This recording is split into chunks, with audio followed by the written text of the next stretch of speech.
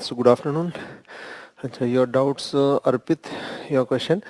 India being an underdeveloped country, it has demand already very high than existing supply capacity. So increase in supply or reduction in demand should have no variation in prices. So increase in supply or reduction in demand should have no variation in prices, unlike in developed countries. No, for example, this is demand and this is supply, this is price. So in general, what you have mentioned, so increase in supply or reduction in demand will have no variation in prices. Why not? If supply will increase, price will come down in general. So whenever supply of anything increases, its price reduces. So, and it is relative. So demand usually is high, but there is no guarantee that demand will be much more in developing countries. I give you illustration ki yes, in the last 2 years, the growth was somewhat slowed down because of lack of demand also in some sectors in India also. So we cannot rule out deficiency of demand in developing countries, but normally there is no deficiency of demand. So you have mentioned ki where demand is equal to, so that is macro level. So we were talking about at macro and this is micro. Okay, so here macro, ki overall demand and supply, aggregate demand, aggregate supply, we have discussed there. So normally in developed countries, demand productive capacity is quite enough, almost equal to demand. So that is why usually demand plays an important role. Whenever demand is slightly less, production may reduce. That is at macro level. And here we are talking about particular demand of a particular commodity, price of a particular commodity. So when you have mentioned to what the confusion is that you are correlating micro with macro economics. So if demand, if what you have mentioned, if supply will increase, so when supply will increase, price of that commodity will decrease. Reason I told you already, sellers, when they want to sell more, they will not be able to sell more until unless they reduce price. So they will reduce price. Okay, next what you have mentioned, are these impact curves discussed yesterday not applicable on UDC? So that is actually macroeconomics. And in macro also means there is no argument in your point what you have mentioned, in a UDC it has demand already very high, then existing supply so increase in supply.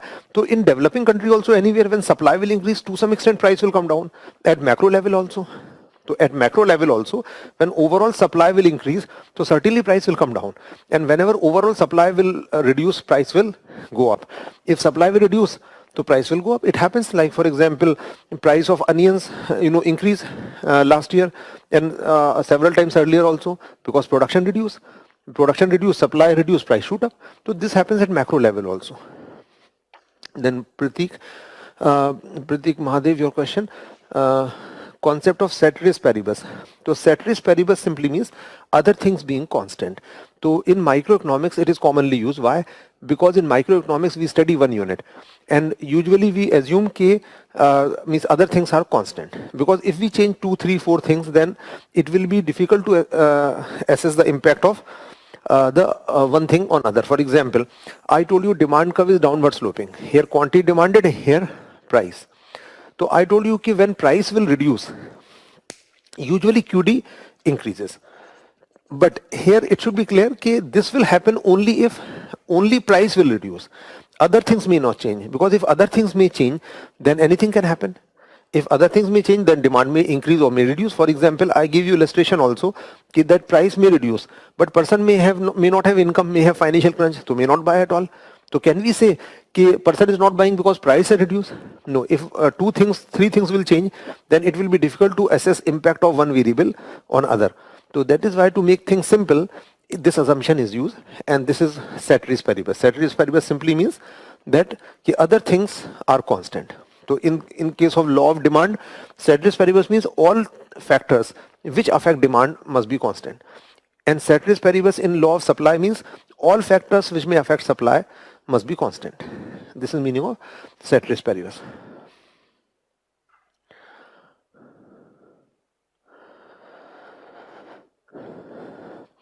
Okay, so these were questions. Any other doubt? Okay, yesterday we have discussed demand and supply and equilibrium.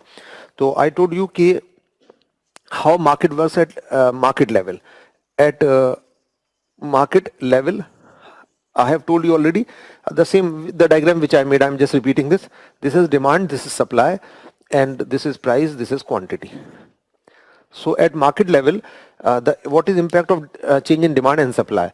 So demand, whenever demand of anything will increase, price will increase. Whenever demand will reduce, price will reduce.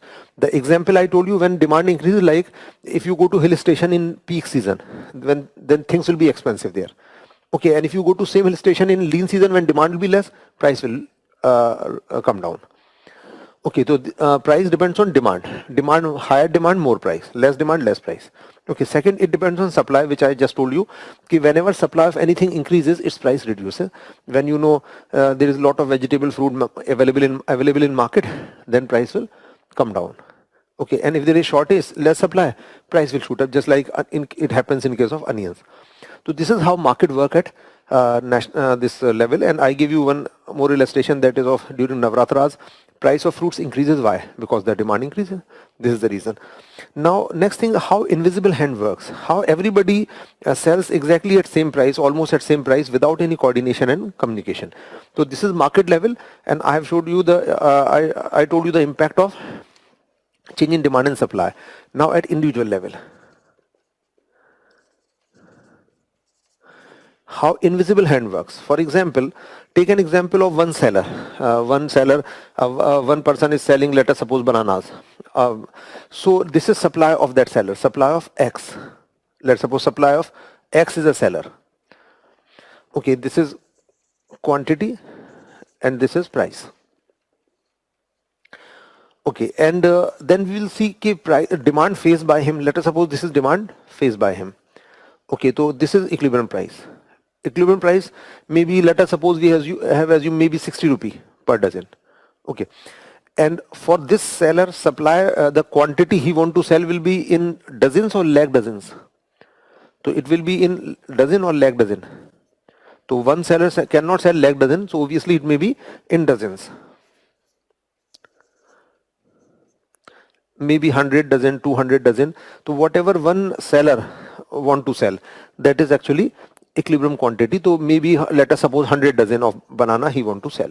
Okay, so 100 dozen of banana, I'm talking about one particular seller, supply of one particular seller, and demand faced by him is this. Let us suppose equilibrium price is 60. In Delhi market overall, the equilibrium price is 60. Okay, today let us suppose it is 60, and this is demand and this is supply of Mr. X, one seller. So now question is that how he will get equilibrium, will attain equilibrium. So obviously, do you think this person would have heard the name of equilibrium, demand, supply? So most probably hardly any fruit seller may be knowing what is demand, supply, equilibrium. Got the point? So here, but what that person would have idea? That person know, I have this much banana, I have to sell, and what is his objective?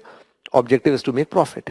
So when he will make profit? When he will sell that banana, and at high price or low price? At highest possible price. So at higher the price, more will be revenue and more will be profit of that person. So let us suppose this person want to make profit. So that person started selling banana at high price to make maximum profit. So he put a price of, let us suppose, 80 rupee per dozen. So he started selling banana in 80 rupee per dozen. So what will happen? Obviously nobody will buy. People say you are just looting. Other people are selling in 50, 60 rupee. You are charging 80 rupee for the same banana. So nobody will buy. So if people will not buy, he won't be able to sell, and revenue will be zero. So profit will not be there. Profit is revenue minus cost. So ultimately, if he will try to charge a very high price, nobody will buy. So it will give a signal. He will understand, okay, at 80 rupee I won't be able to sell. I will not make profit. I cannot achieve my objective. So he will reduce price, maybe 70. Still only few people will buy, not much. So still his revenue will not be much, profit will not be much. So until and unless he reduce price to 60, he will not be able to sell the desired quantity. Okay, so practically in real life, perfection is not there. In real life, price will not be exactly 60, rather price will be converging towards 60. Means all sellers will not be exactly charging 60, but those sellers who are charging above 60 must be reducing. Why? Because at above 60 they will not be able to sell desired quantity. Why? Because this equilibrium price is based on overall market demand and supply, and market demand is when we have added demand of all individuals. So until unless they will means they will charge, the sellers will charge equilibrium price, they will not be able to sell desired quantity. Just like I told you how market demand is constructed. We add up demand horizontally. We add up demand of all people, and similarly, market supply is horizontal summation of the supply curves of all sellers. So until and unless the sellers will charge this much price, they will not be able to sell desired quantity. So in simple words, those sellers, like this seller who was charging higher than this, will not be able to sell the desired quantity, so must be reducing. And let us, other example, maybe other seller. So other seller may start selling in 50 rupees. So what will happen? Demand will be much more. So it will give give a signal that this person may think even if I will increase price, still I can sell all, because lot of demand is there. So this seller will try to increase price. So all the sellers who are charging below equilibrium price, whatever equilibrium price, they may not have idea about what is equilibrium price, maybe 60, 50, whatever. So if they are charging below equilibrium, they will not be able to sell. So they will have, they, above equilibrium, they will not be able to sell. And if they are charging below equilibrium, then demand will be more than that, whatever they want to sell. So they must be increasing price. So automatically, every seller, without any coordination, communication with others, will arrive at this price. So price actually is not exactly equal to equilibrium price. It converges towards equilibrium price. So those who are charging above will be reducing. Those charging below will be increasing. And technically, how everybody will arrive at close to this price, not exactly 60, but close to 60. So technically, this price is, equilibrium price is that maximum price at which entire stock could be sold. Okay, what is equilibrium price? So effectively, it is what? Maximum price at which entire stock could be sold. So maximum, we can say, stock clearance price.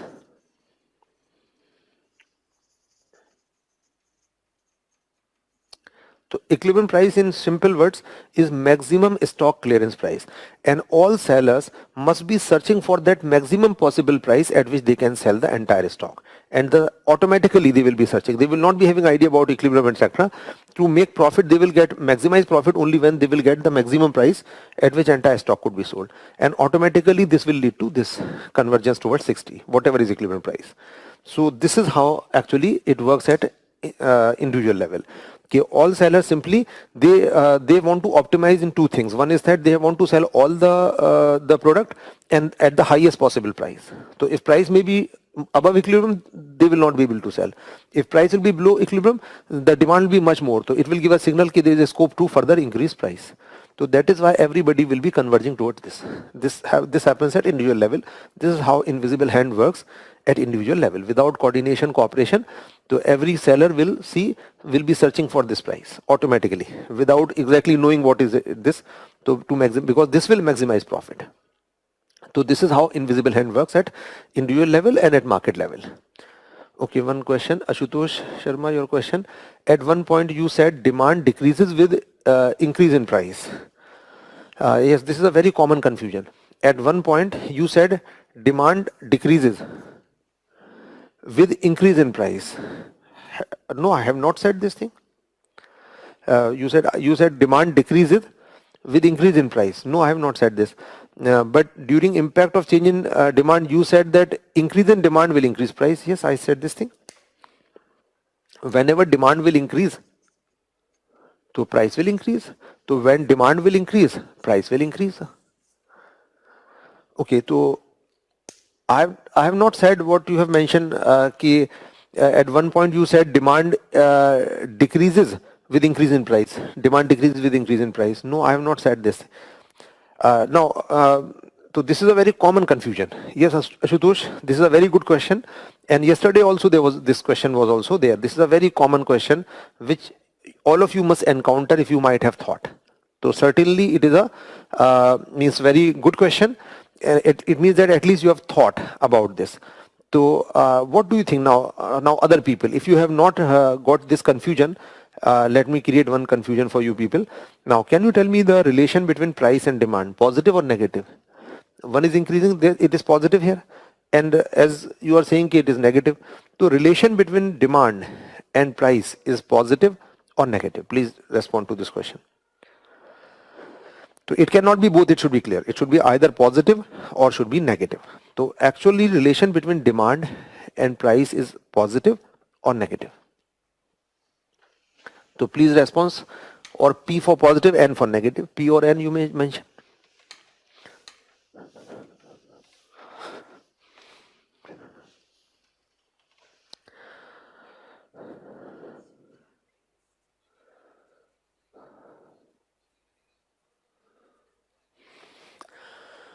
So this is very confusing question. And why it is confusing question? Because there is a difference between demand and quantity demanded. So answer of this question is that the relation between demand and price is positive. The relation between demand and price is positive. So correct answer is positive. Okay. And what I told you in law of demand, I told you the relation between price and quantity demanded is negative. So here I have not told you this thing. I told you that when price increases, quantity demanded reduces. So there is negative relation between this. Okay, so in law of demand, I did not said this thing. I have not said that relation is negative between price and demand. I said negative relation between price and quantity demanded. So now the issue is that there is a difference between demand and quantity demanded. Because demand and price are positively related. I give you practical illustrations also. Okay, so the difference, you should know the difference in demand and quantity demanded. So now we'll see the difference between demand and quantity demanded. Although the difference is very close, so slightly difficult to understand, but only basics you should focus. So first of all, I will explain how we show change in demand and how we show change in quantity demanded. So just make one table. So first here I will write change in quantity demanded.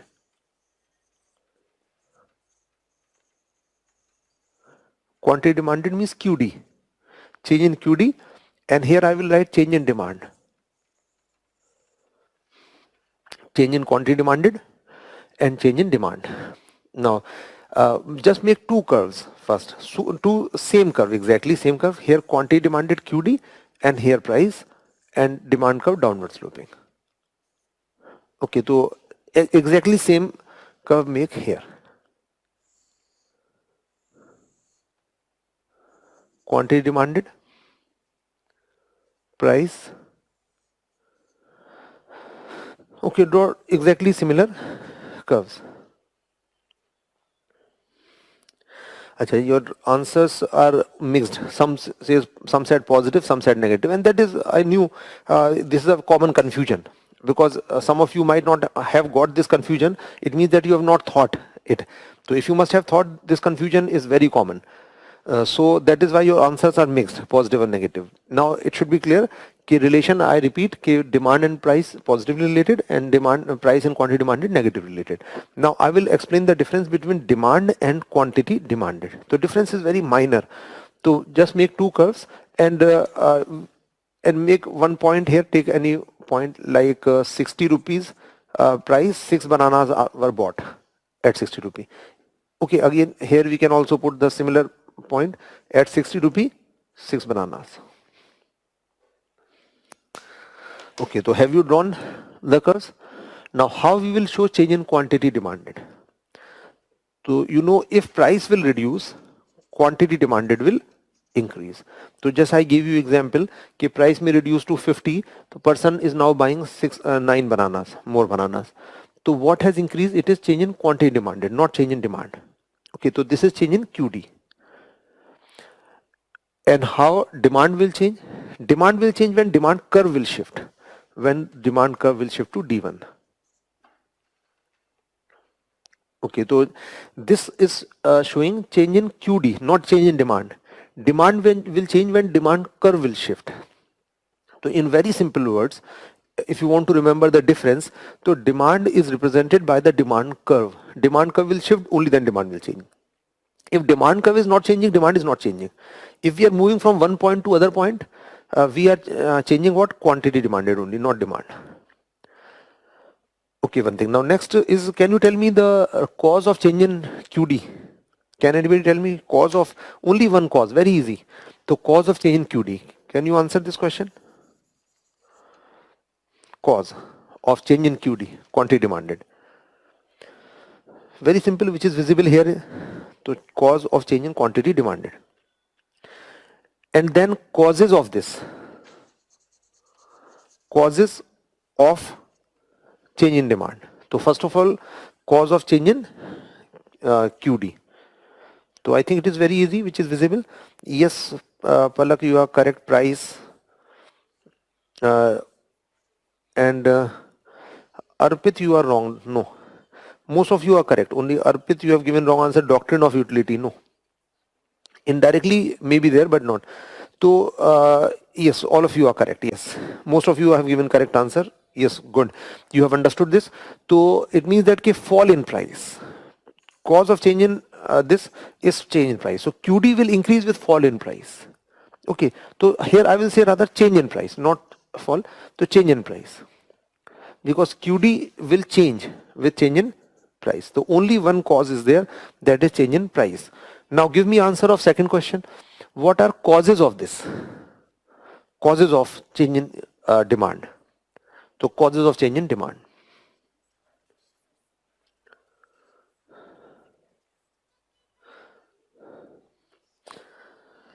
Kapil, you have mentioned supply increases. We are not talking about supply.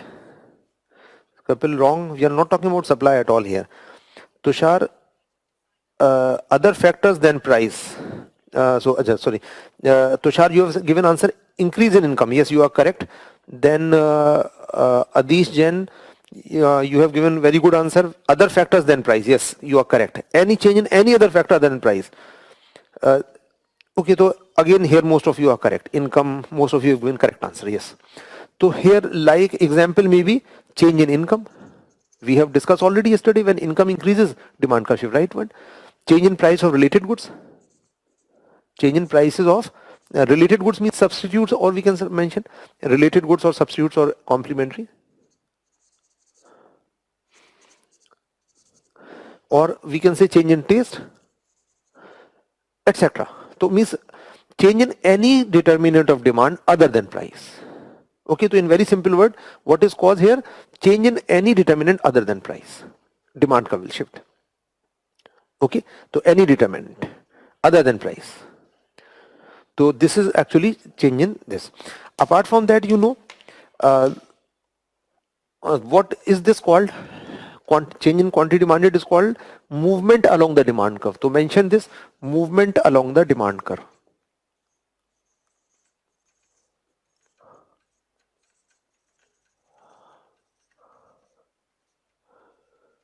So this is also called movement along the demand curve. And this is called what? Shift in demand. Okay, so this is called movement along the demand curve, and this is called shift in demand. Okay, apart from that, other difference, if QD increases, what we say? So increase in QD is called what? Can we say it is called increase in demand? What do you think on the basis of common sense? If I say increase in quantity demanded means increase in demand, is it correct? Correct or wrong?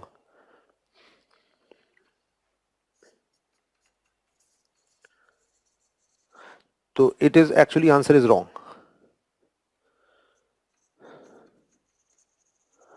Because it is not increase in demand, it is increase in quantity demand. This is called expansion in demand.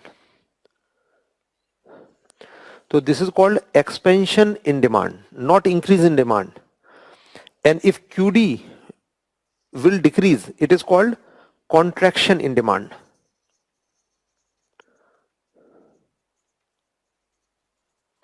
This is contraction in demand. So expansion, so this is what? Expansion, contraction. So this is expansion in demand. Demand QD increased from 6 to 9.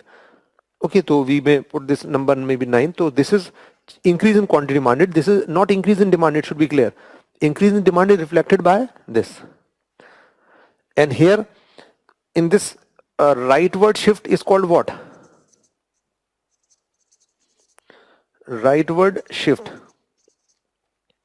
is called increase in demand.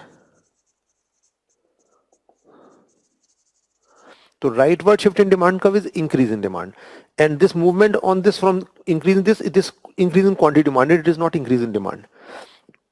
And similarly, leftward shift is called decrease in demand.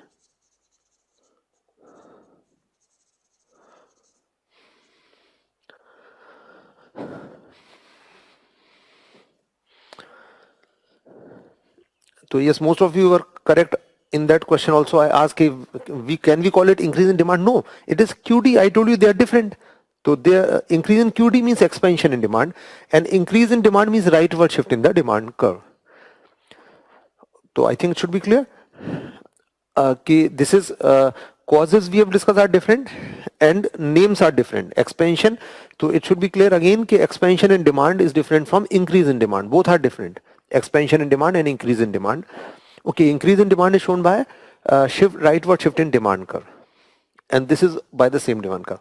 Now some of you may be wondering, I am telling you the difference of change.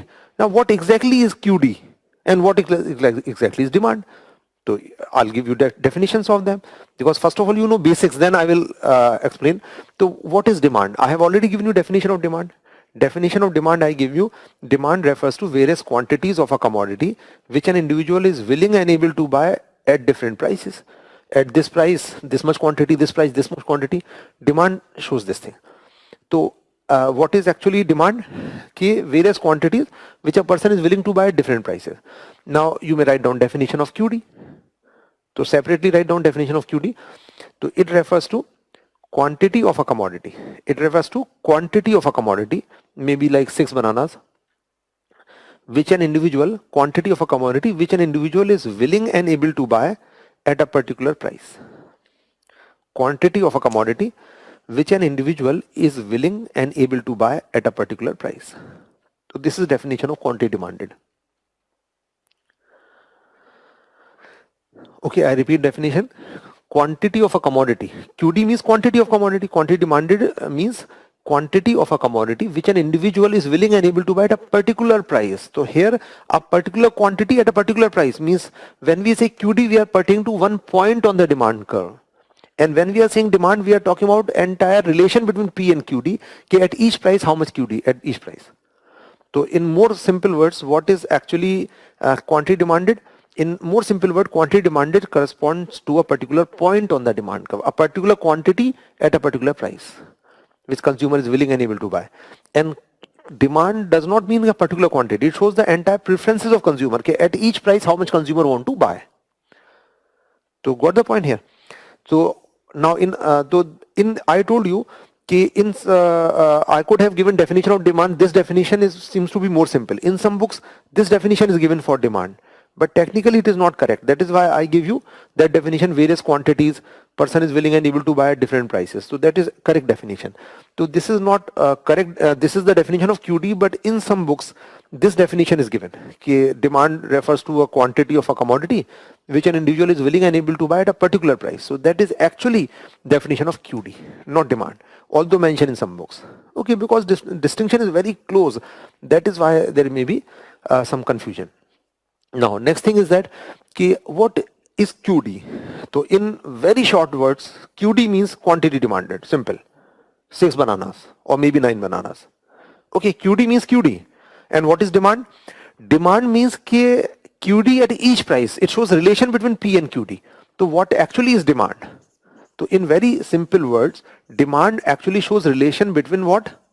Demand is a function or relation between P and QD. So at each price, how much QD will be there?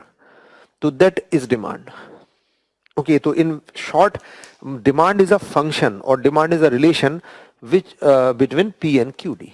So demand shows at each price how much you will like to buy. Now see this thing here. At this price, this much quantity. At this price, this much quantity. This is demand. So this relation will change when the same price you will buy a different quantity. Then it will change. So here at the same price 60, you are buying more bananas now. So that this relation has changed. It means that demand has changed. Demand means relation. So this relation in one word, what is demand in more simple words, layman's word? Demand means in one word relation. So this relation between P and QD, so if the at same price you are buying a different quantity, it means that this relation has changed, means demand has changed. And here this relation has not changed. At this 60 rupee, person could have bought 6 bananas only. At this price, this, so this relation is that this price, this QD, this price, this QD. So that relation is maintained here. At this price, this QD, this price. So demand has not changed here. What? Since price has reduced, so person bought more quantity. So QD increase only. Not the demand. Demand means consumer's preference. So preference remains same. Since price was low, that is why person bought more. So got the point? And practical example is very simple. If you go to market to buy something, you, let us suppose you went to market to buy bananas and you thought the price may be 60 and I will buy 6 bananas. Okay, you have it in mind. And if price might be 60, you must have bought 6 bananas. But today price may be 50, so you might buy, maybe buy more, maybe 9 bananas. So it is the example. This is the practical example, because normally when price is low, people buy more quantity, yes or no? So people buy more quantity. So that is increase in QD, not increase in demand. So you can see here, when in this example, when this price is reducing, when price reduce, QD increase. So relation is positive or negative here?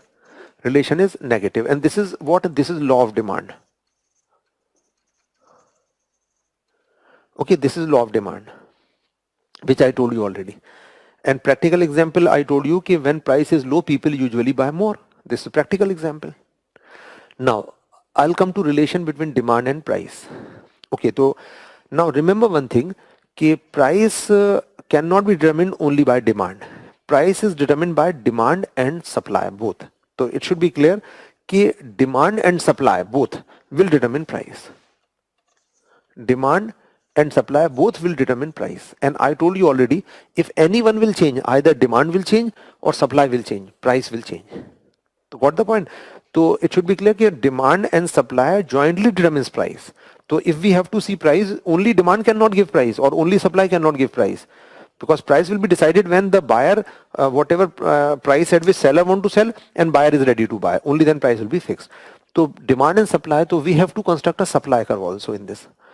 So we may construct the supply curve in the same diagram, or you may make one more diagram. Just repeat this diagram.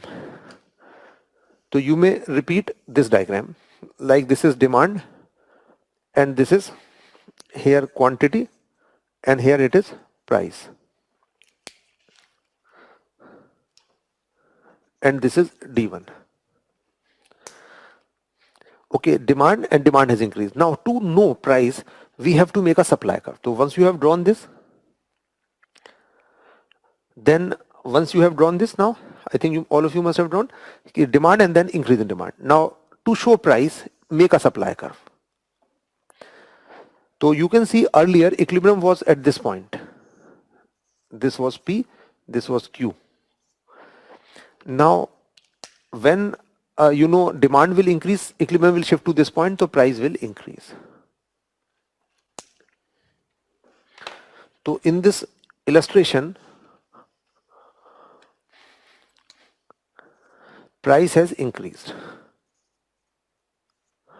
So when demand increased here, you can see here, when demand increased, so price increased. So relation is what? Positive, negative? Relation is positive. And practical example of this is same which I give you, in Navratras, demand of fruits increases, so price of fruits increases. Other example, in hill stations, if you go in peak season, then demand will be high demand, more price. So this is relation between demand and price is positive. So I think it should be clear, and this is always positive. Practical example, just try to think, and you may think any other example, you will know the answer here. Okay, and here practical example, when you go to market to buy anything, if it is cheaper, you may buy more. If price is high, you may buy less or may not buy. Okay, so this is law of demand, which shows relation between P and QD. And this is actually relation between demand and price. So I told you that what is demand and what is quantity demanded. Okay, and relation.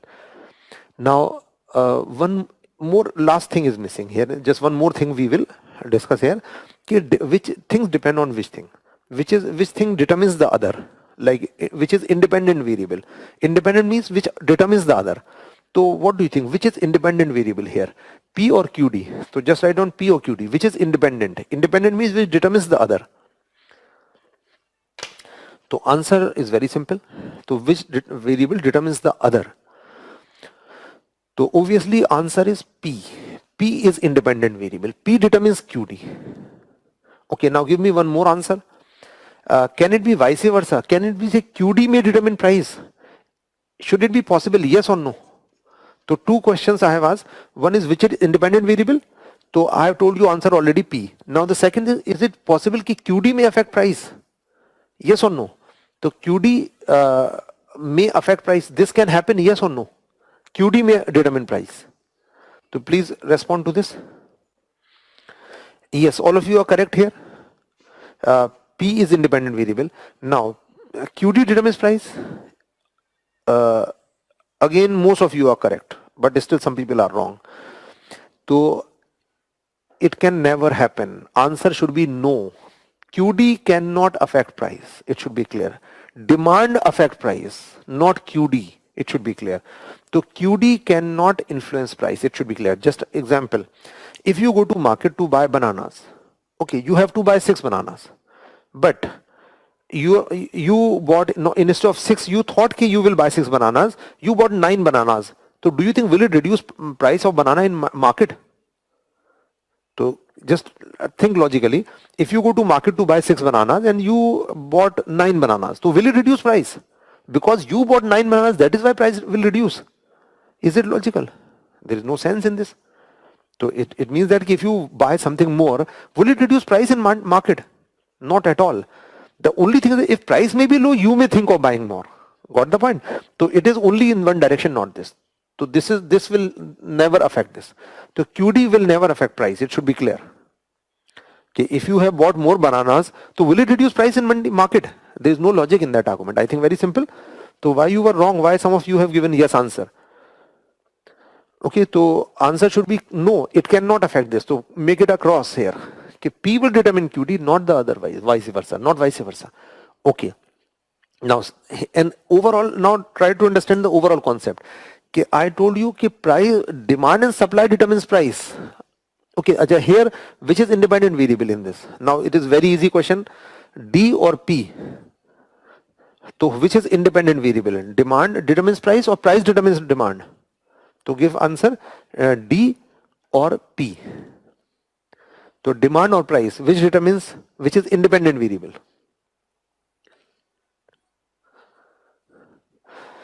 So, yes, all of you are again correct, but this is very easy. This was very easy question. So all of you are correct. Demand determines price. And now write down overall concept. Okay, demand and supply determines price, and price determines QD and QS. QD QS will be determined by price. So I think all of you must be correct here. Yes, all of you have given answer demand. Yes, demand and supply determines price, and then price will determine QD QS. So here price determines QD. Just like here I have shown you this thing. To write down in this manner. So demand and supply determines price, and then price will determine QD or QS. Achha, now I will make one diagram. Just you have to tell me one question. Ki this is sorry, I will make a supply curve. Sorry. This was supply.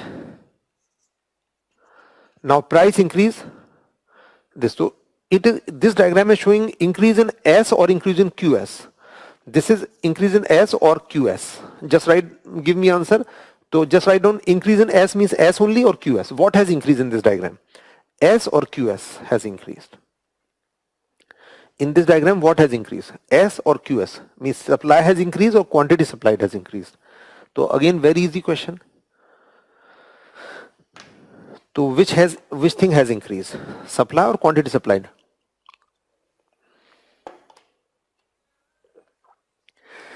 Okay, so since it was an easy question, so all of you are correct here. Quantity supplied. So here it is actually increase in QS. Achha, how supply will increase? Supply will increase by when curve will shift. This is increase in supply. Okay, this thing is showing increase in supply, and this is showing increase in this. Okay. Now, finally, I think you have understood. Now, one last question in this. So, in this diagram, or rather, I will show this diagram, same diagram. Now, come to this diagram. Okay. So, just write down your copy. Okay. First question. First question is that okay, demand has increased, yes or no? Write down Y or N and then compare in this diagram. Second, QD has increased, write down Y or N and then compare on your own. QD has increased, yes or no? Okay, so yes, no, you have to write and then compare. Supply has increased in this diagram. Supply has increased, yes, no. QS has increased, write down yes, no on your own. Now, answers are demand has increased, so you have to see the shift in curve. So yes or no, curve has changed or not? Demand means demand is shown by demand curve. So answer is yes. Demand curve has shifted. Now QD has increased.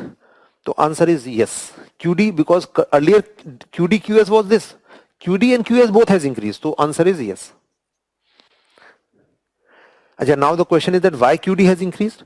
QD has increased because demand has increased. Because this lead to this thing.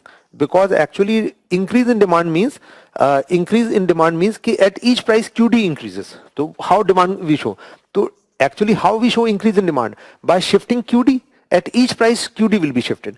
So this QD has increased because of increase in demand. Okay. Now next is supply has increased. So answer is no. Supply has not increased. Why? Because supply curve is same. Just like you have given answer, all of you were correct in that. And in this question, quantity supplied has increased. So answer is yes. And why? Why? The reason for this, I think you know, because price increased. Okay, and why price increase? Because demand increase. So why QS increase? Because demand increase and demand increase price and price increase QS increased. And why QD increased? QD increased because of increase in demand. Because demand increase means ki QD increase. And you should remember ki QD, if price would not have increased, then QD must have increased from here to here, this much. But since price increased, that is why QD somewhat reduced. So effectively QD increased less. Okay, this is much detail actually, just for your understanding. I think most of you must have understood this. Now your question, Shivam Pathak, your question. Now I think it is complete. I think most of you must have understood. Now you can analyze any real life situation. Try to think few situations and you will understand. If you have any doubt, you can provide that question. Okay, so Shivam Pathak, your question. You have said QD does not affect price. Yes, QD does not affect price. I have told you already. So what is confusion? So how it affect graph? You are showing in QD demand graph. You are showing in QD demand graph. No, actually I could not understand your question. It is very simple. You just think on common sense logic. When you buy more quantity, will it reduce price in market? There is no logic in that. So you said QD does not affect price. Yes, not me. All of you, most of you were correct here. Most of you understood this. And I wonder why some people give wrong answer in that. Some people give yes answer in this. So that is very illogical thing. Why you fail to understand this? Now, so how it affect graph? How it affects graph? The graph curve will remain same. When QD will change means curve will remain same here. So you are showing QD demand graph. QD demand graph. This is actually a demand curve. I could not understand. Please put in other words. But I don't think there will be any question now. Just if you have understood this thing, no question should be there. Just try to analyze anything real life situation. You will understand. If still you have some doubt, you can provide your question. Okay, so I have gone in much detail, but only broad idea is sufficient because if you cannot expect a direct question on this, but it is important for understanding. So it is chance is very less actually. This may be directly asked, but this is very important for understanding further analysis. And this is because if I would not have told this, then always questions are there. Okay, what is this relation, positive, negative, what happens? So, but these illustrations I think must have made it very clear. Okay, so this is basics actually of this. Now I will come to some practical illustrations how it works. So practically how it works. You know, I will give you one illustration, that is market exchange rate. So write down market exchange rate. So what is market exchange rate? So you know, $1 is equal to how much rupees? So it is hovering about 73, 74. Okay, so can we say market exchange rate is price of one currency in terms of another currency? Yes or no?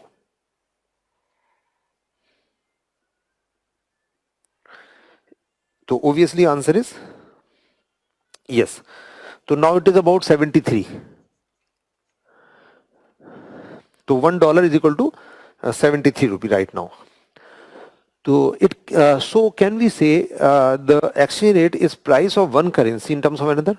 So answer is obviously yes, because if you want to buy $1, how much money you have to pay? 73 rupee. Just like I say, what is price of this marker? So this price is 25 rupee. So if you want to buy this marker, how much rupee you have to pay? 25. You can buy this marker, and similarly you can pay 73 rupee. You can buy $1. Okay, so 73 rupee is price of dollar. So since why I'm saying it is price, because price is based on demand and supply. I have told you already, price actually of anything is based on its demand and supply. And to market exchange rate is based on demand and supply. Now the question is that if you want to buy $1, from where you can buy a dollar? Can you give me answer in one word? Okay, from where? One or two word means from where you can buy dollar. Just like you want to buy this marker, you have to go to a stationery shop. Okay, you can buy this marker. So from where you will buy dollar? Can you give me answer in one word, or one word I think maybe sufficient. The name of that place where you can buy dollar. So name of that place is, the name of that place is bank. So you bank or authorized dealers of RBI. So only authorized dealers of RBI can deal in forex, and authorized dealers are mainly banks. So it is technically called, what is name of that market? So the name of that market is interbank forex market.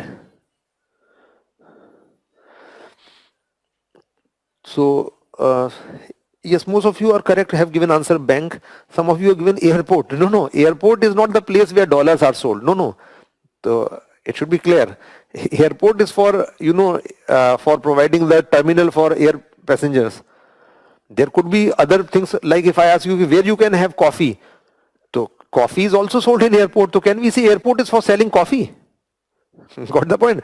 So coffee is available in airport. So can we say what is use of airport for coffee? Got the point? So that is, so answer is actually should be bank. Technically it is called interbank forex market.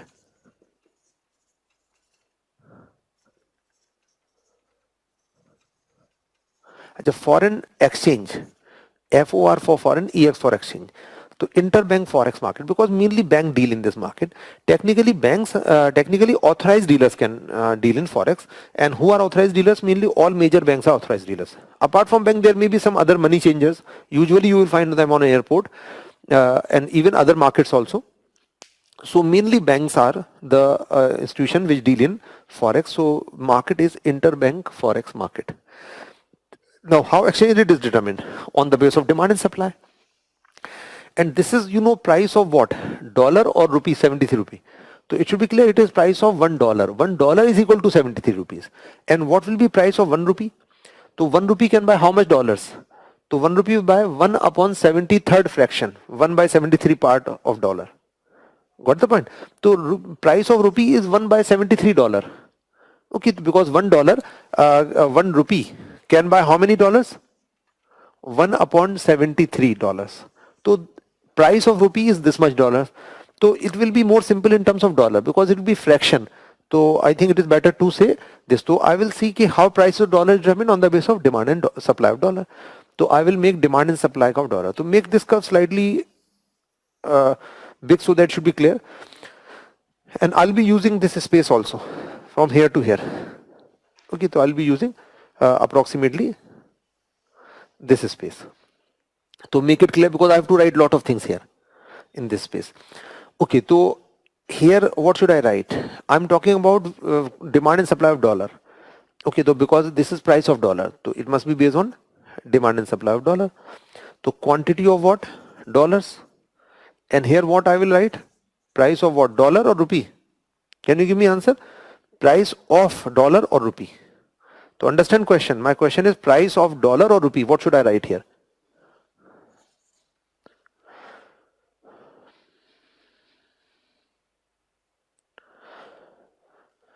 To answer is price of dollar. When we made a curve for banana, quantity demanded of banana, then we have taken price of banana, not the tea or coffee or dollar. I told you already. So this will be price of dollar. Okay, but price of dollar will be measured in terms of dollar. Obviously no, in terms of rupee. Price of dollar in terms of rupee. This is price of dollar, but this is in terms of rupee. Just like price of banana, we estimate in terms of rupee. 60 rupees is the price of banana, but that we measure in terms of rupee. Just like price of banana, we estimated in terms of measure in terms of rupee. Similarly, we are estimating price of dollar in terms of rupee. Clear?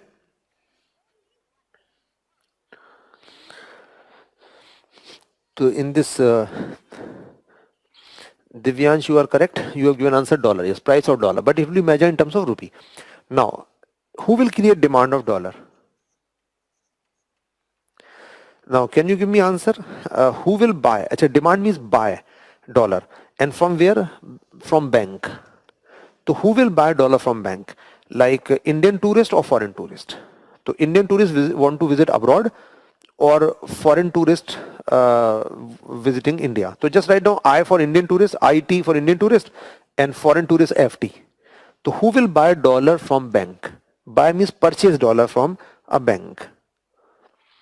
And it is actually, by and large, this market is in India. Although there means banks deal in rupee and dollar abroad also, but they deal with as per norms of RBI. So who will demand dollar? So Indian tourist, foreign tourist. Who will buy dollar in the bank? Demand means buy. And it should be clear, when the person will buy dollar, has to pay what? Has to pay rupee. So who will buy dollar? Yes, you are correct. All of you are correct here. Yes, good. All of you are correct. K, Indian tourist.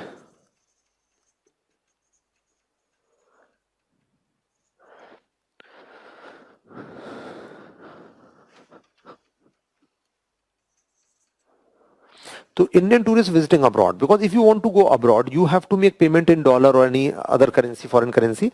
So you have to buy that rupee, that foreign currency, by paying rupee to Indian tourist. Now next question is that if rupees exchange rate may reduce. Now it is 73. It may come down to 60 or 50. So visiting abroad will be cheaper or expensive? Obviously will be cheaper, because you have to pay less rupee to buy the same dollar. So visiting abroad will be cheaper. So more people will go abroad or less people? Then obviously more people will go abroad. So that is the reason it is downward sloping. So I repeat this thing, कि why demand का dollar is downward sloping? Because if price of dollar is now 73, it will come down to 60 or 50. Then if you want to go abroad, it will be cheaper, because you have to pay less rupees to buy the same dollars. So more people will visit abroad. So that is the reason कि demand will increase. Demand curve is downward sloping. So who will create demand dollar? Like one example, Indian tourists visiting abroad. But it should be clear कि Indian tourists I have written only, but it should be visiting abroad, because certainly if you want to visit within India, you need not require dollar. Okay, now next is Indian investors need dollars, or will demand, of foreign investors. So Indian investors want to invest abroad, or foreign investors want to invest in India.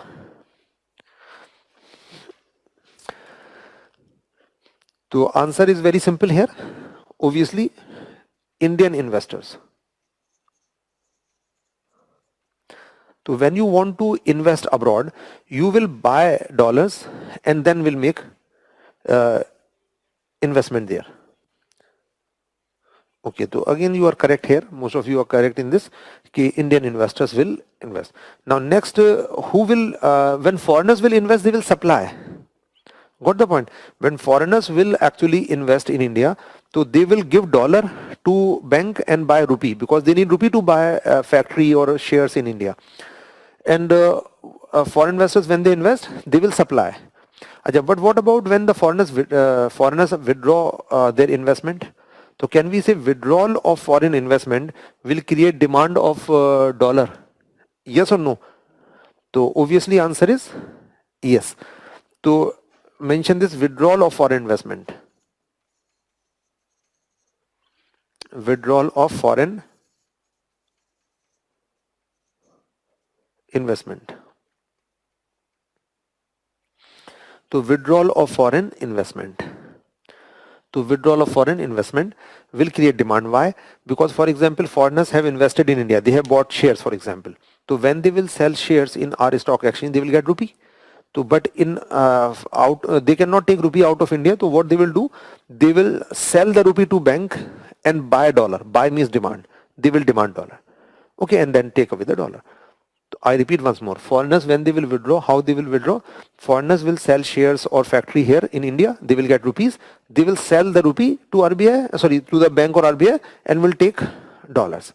So they are buying dollar means they are demanding dollar. Demand means buy in simple words. Now next is who will demand dollar, exporters or importers? So write down this answer, I for exporter, E for E for exporter, I for importers. So who will demand dollars? Just some doubts are there. Mansi Yadav, your question. If the case of change in demand is never price, then why is the definition of demand? Is it there that describes the relation between price and QD? No, demand shows the various quantities of a commodity which person is willing and able to buy different prices. That is relation only. Same. That is same thing in definition. It is same. So what you have mentioned, Mansi, if the cause of change in demand is never price, then why is the no? But demand cause of not. But demand shows demand. Definition of demand is that is the relation between P and QD is demand. Then why is the definition of demand? Is there? It is there that it describes the relation between price and QD. No, definition of demand is the demand is at each quantity, at each price, how much you want to buy. That is demand. It shows relation between price and QD. And again here you are correct here, importers. So importers actually, etc. Now all of these transactions are leading to inflow of dollars in the country or outflow of dollars. What do you think? All of these transactions are leading to inflow or outflow. So very easy. Obviously outflow of forex. So outflow of forex or outflow of dollars. Outflow of dollars. So outflow of dollars. Got the point? So outflow of dollars, because the reason is that who will buy dollar? Obviously who want to make some payment outside, who want to invest outside, who want to go outside, who want to buy something from outside. Outside means outside India. In India you hardly need dollar. To buy anything in India you need not require dollar. So outflow will create dollar. So any outflow will create demand of dollars. Now exactly just opposite of this will be supply of dollar. So write down this supply and then dollar here, just like D means D for demand, and here it is demand of dollar, and this is supply of dollar. Now who will create supply of dollar? Just exactly opposite here, Indian tourist. So obviously here foreign tourist. So foreign tourist means, you know, when they will want to visit India, they will pay dollar and buy rupee to spend in India. Okay, foreign tourist. Apart from that, foreign investors, when foreigners want to invest in India, they will give dollars and buy rupees to invest in India. Similarly, even foreign remittances. Foreign remittances means that foreign remittances means that Indian people who are working abroad, when they will send money back to their country, so how they will send? So if you will be working abroad, when you send money to your home, so you will send dollars from there. But here your family cannot use dollar here. So you have to sell dollar to a bank and buy equivalent rupees, and you will give that rupees to your family. So sell means supply means sell. So when you will send money means dollars from there, so you will sell dollar and buy rupee here in India. Okay, similarly exporters will supply dollars. So exporters, you know, let us suppose you are exporter, so you will export this marker, you will get payment in dollar, But in India, you cannot use dollar. So you have to sell dollar and buy rupee from a bank. I repeat once more, you will export this pen to foreigners, sell to the foreigner, and you will get dollar. So that dollar you will sell to bank, sell means supply, and you will take rupees. Because in India, you need rupees. So exporters will create supply. Now one question here, who will create actually supply? The lenders or borrower? If you want to lend abroad or you want to borrow from abroad, lending abroad or borrowing from abroad. So L for lending abroad and borrowing from abroad, B for borrowing from abroad. So just write down L for lending, B for borrowing. What do you think? Who will create supply? And keep in mind, supply means sale.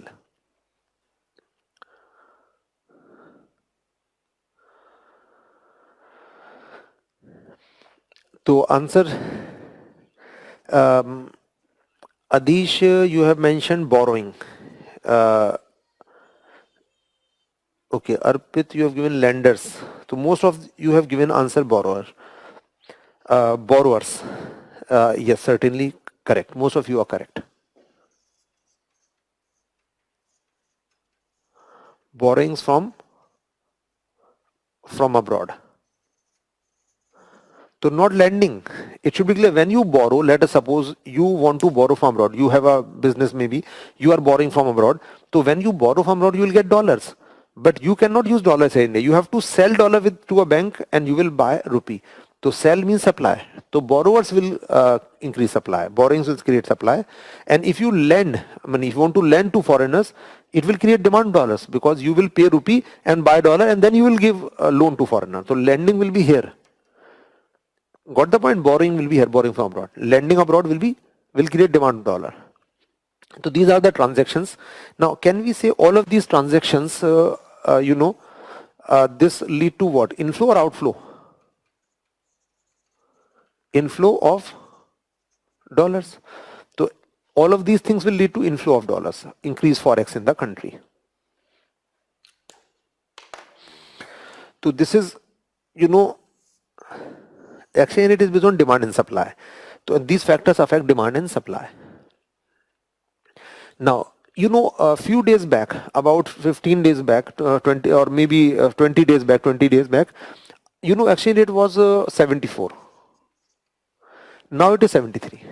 Okay, about 15-20 days back, it was actually 74. Now it is 23. Although it keeps on changing on daily basis. What happened? Some foreign investments somewhat increase. So in India, what happened? Foreign investment, especially portfolio investment, somewhat increase. So if portfolio investment will increase, so what will happen? Which curve will be affected? Supply, because these factors affect supply. So when the investors invested money in India, so what will happen? Supply will increase or decrease? When this will increase, so supply will increase. How do you show increase in supply? So increase in supply will be shown in this manner. So what will happen? Price of dollar will come down. More dollars will be bought and sold. So recently what happened? Some inflow increase in India. When inflow increase, the foreign portfolio investors, when they invested in India, so when portfolio investment came in India, so what happened? Supply increase. When supply will increase, the price of dollar will come down. And what we call it for dollar? So dollar, what happened to dollar vis-a-vis rupee? So when value of currency reduces, price of currency reduces, it is called depreciation. So it is depreciation of dollar. Depreciation of dollar. So because of this foreign inflow of this, dollar depreciated. So got the point here? And what about rupee? So dollar depreciated, or we can say rupee depreciated. Rupee appreciated. Appreciation of rupee. Because earlier 1 rupee was equal to 1 upon 74. Now it is 1 upon 73. So which is more? 1 upon 74 or 1 upon 73? So 1 upon 73 is more. So rupee appreciated. Rupee's value increased and dollar's value decreased. This is one illustration, like in few days how rupee appreciated. or depreciated? So rupee appreciated slightly, marginally. Okay, so it keeps on changing. You know, if you see 1 year back, so rupee was about 70-71. In January 2020, rupee was about 70-71. So rupee somewhat depreciated. And in that article I've read, means yesterday, in one article it was mentioned that rupee is expected to somewhat depreciate in near future. Why? Because you know, since situation is improving in the world, so demand of crude oil is is increasing and is expected to increase, and crude oil price will go up slightly. So crude oil price has already crossed $50 and it may further increase. So expectation is that when crude oil price will increase, which thing will be affected directly? So when crude oil price will increase, which variable will be affected out of these? You know, you must be having idea do we have enough crude oil production in the country? So obviously no, almost 75% of our crude oil requirement we import. So when crude oil price will increase, so import will somewhat increase. Import, this one. So there is expectation, just I'm giving a brief idea about what was mentioned in that article, since import may increase because crude oil price will increase, so crude oil is a major item of our import. About 1/3 of our total import, 1/3 to 40% is crude oil. So crude oil will increase, import may increase, and demand may increase. So rupee may depreciate. And then when demand will increase, it may again go to 74, maybe 75. So I just give a brief idea, like it was mentioned in that article, since crude oil price is expected to increase, so rupee may depreciate somewhat. Got the point? Maybe in after 15 days, 1 month, 2 months, the rupee is expected to depreciate. This was mentioned. Achha, recently rupee appreciated. Why? Rupee appreciated because some inflow increase mainly. Okay, so anyway, you know, these transactions keep on changing, so rupee keep on appreciating, depreciating on a real time basis. On daily it changes. So I think it should be clear. So I repeat once more the entire concept. So market exchange rate is based on what? It is based on demand and supply of currencies. Okay, or like dollar here. So you know, demand depend on these factors, anything which lead to outflow, and supply, which is whichever thing lead to inflow, that will affect supply. So demand and supply will affect the exchange rate of dollar. Exchange rate means price of dollar in terms of rupee. And just like recently I gave you example few days back, so when foreign investment somewhat increased, so supply increased and dollar's value reduced, because whenever supply of anything reduces, its price reduces. Price of dollar came down, and reduction in price of a currency is called depreciation of currency, depreciation of dollar. And depreciation dollar means value of rupee is somewhat increased. So this is appreciation of rupee. So this is one example of appreciation of rupee. Okay, and I just give you a brief idea, like in one article there was some one economist gives projection that rupee may somewhat depreciate in coming months or near future. So I think it is clear. So exchange rate is based on demand and supply, and demand and supply depends on all the transaction, whatever we do with the rest of the world. So anything which lead to outflow is expected to depreciate rupee. If inflow will increase, then rupee will appreciate. So this is actually how demand and supply works. Now you may go through 1 or 2 articles on rupee depreciation. Just put any put rupee depreciation in Google and go through 1 or 2 articles. But you will know, you will understand. I think whenever they might in that article, if it must be talking about appreciation of rupee. So anything this must have increased. This has increased, or might be demand might be reduced. This might have reduced. Outflow might have reduced. Okay, I think you will understand this. You can correlate with this diagram. Okay, but remember one thing, here I have discussed the only which thing, the causes of appreciation and depreciation of rupee. Okay, I have not discussed impact. So impact I will discuss later, because impact, it will take time. So exchange rate system I will discuss in external sector, and that is long topic. It will require almost 2 hours. So I will take up later the impact, exchange rate systems and exchange rate policy, currency wars, lot of issues are there. So I just have taken this exchange rate system to make you understand how exactly demand and supply works, and so that you can go through 1 or 2 article in newspaper and you can connect with this. Now next, some questions from you people. If let us suppose rupee may depreciate, just like you know there may be expectation that rupee may depreciate, and it depreciated in this year also overall. So if RBI want to check rupee depreciation, if RBI want its depreciation should be checked, or rather RBI want rupee may appreciate. Appreciate means it should be maybe 73, now it should come to 72, 71. So what RBI should do? RBI should RBI is holding dollars. So RBI should buy dollars or sell dollars in forex market. So if RBI want that rupee should appreciate. So what RBI should do? If RBI want to appreciate rupee, what RBI should do? Should buy dollars from forex market or sell dollars? Because RBI has forex market, forex. So RBI may start selling from that, or RBI should buy and build more forex. So give me answer. Ki buy or sell. So just you may put answer B and S. Buy. RBI should buy from forex market dollars, or RBI should sell dollars. Okay, so respond. RBI. What RBI should do? Measures to check rupee depreciation. Actually, this is, we can say, measures to check rupee depreciation. Same thing, the measure which RBI will take to appreciate rupee. To measure check depreciation or appreciating rupee. So RBI should buy or sell. What do you think? Okay, so you have given answer sell. Yes, all of you are correct here. Divyansh, only you are wrong here, buy, but Archana, Sanatan and Parth, Prashant, all of you are correct. So RBI should sell dollars.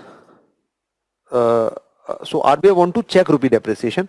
So RBI should sell dollars. When RBI will sell dollars, supply will increase, rate of dollar will come down, and rupee will appreciate.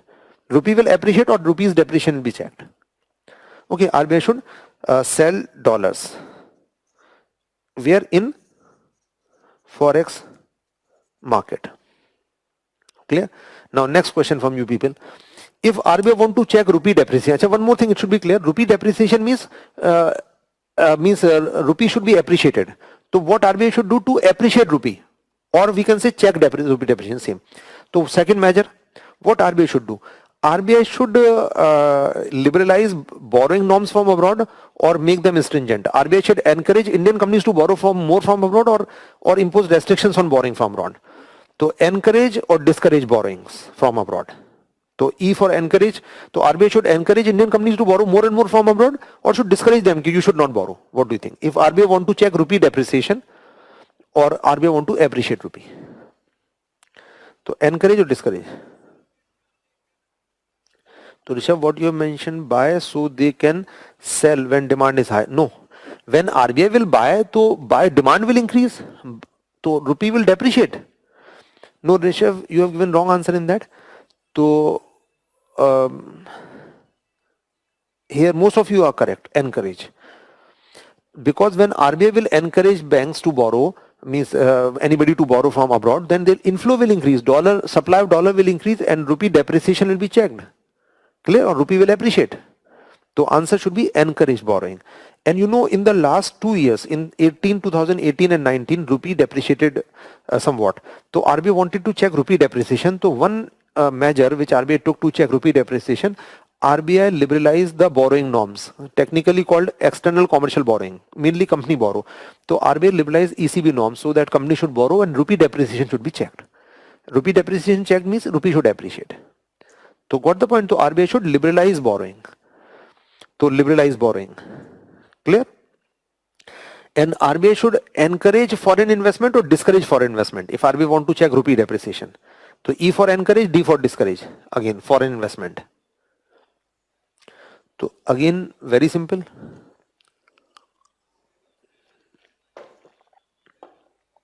Obviously encourage. When foreigners will invest, inflow, supply will increase, rupee depreciation will be checked. So again, the same answer, encouraged. RBI should encourage. So yes, this time I think all of you must be correct, because almost same thing. Yes, all of you are correct here. Yes, all of you are correct. Okay, so these, I just give you a brief idea. Means I just told you two things here. How exchange rate is determined and how exchange rate changes. How rupee, what RBI can do to check rupee depreciation. But remember one thing, I have not discussed impact. So please don't go through any article on impact because it is long, unnecessary, it may create confusion because it will take some time. A lot of other issues are there in that, the impact. So I have discussed the means factors which affect appreciation, depreciation, and what RBI can do or government can do. These two things you will understand. But don't see any article on impact of depreciation or appreciation because it may create confusion, because it will take time. Because I will deviate from that topic because it will take 2 hours, so I will revisit this later. Okay, so this is market exchange rate. Now second type of exchange rate is, now I will make a comparison in market exchange rate and PPP exchange rate. So next mention PPP exchange rate. PPP. PPP stands for purchasing power parity.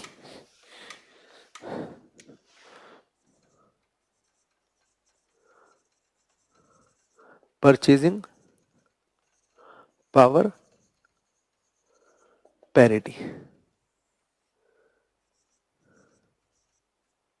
The PPP is used for two things. One is public-private partnership, like in infrastructure sector. Okay, highways or airports are developed by public and private sector, government and private sector. That is entirely different thing. And here PPP means purchasing power parity. It is a type of exchange rates. So I told you already that in this exchange rate is based on purchasing powers of currencies. What rupee can buy in India and what dollar can buy in USA. Okay, so let me clear first one more doubt is there, then I'll move forward. So Shivam Pathak, your question is that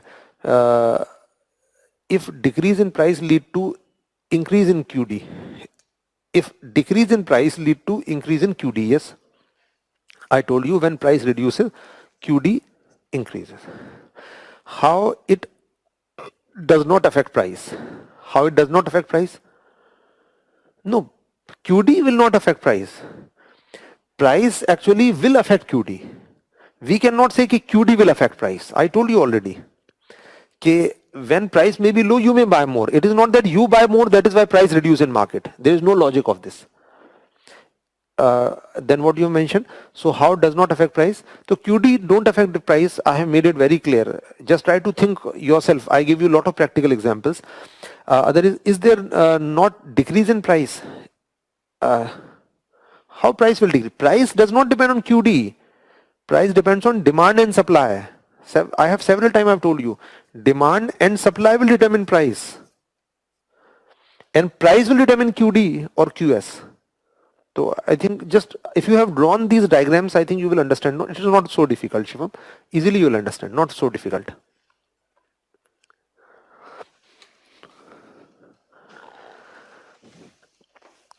The only thing is that if you want to understand, make diagrams very clearly. Write each and everything whatever I write on board. Because if you don't write or don't write properly, then it may create confusion. Okay, so PPP exchange rate. So PPP is, I told you purchasing power parity. And in this exchange rate is based on what rupee can buy in India as compared to what dollar can buy in USA. So write it down. I have already told you several times in chapter 1 and 2 I have used this word. So write down PPP. So mention that it is an exchange rate system. It is an exchange rate system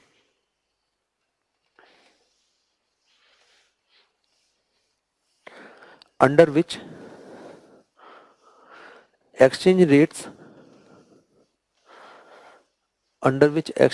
of various currencies are determined on the basis of their relative purchasing powers in the respective countries.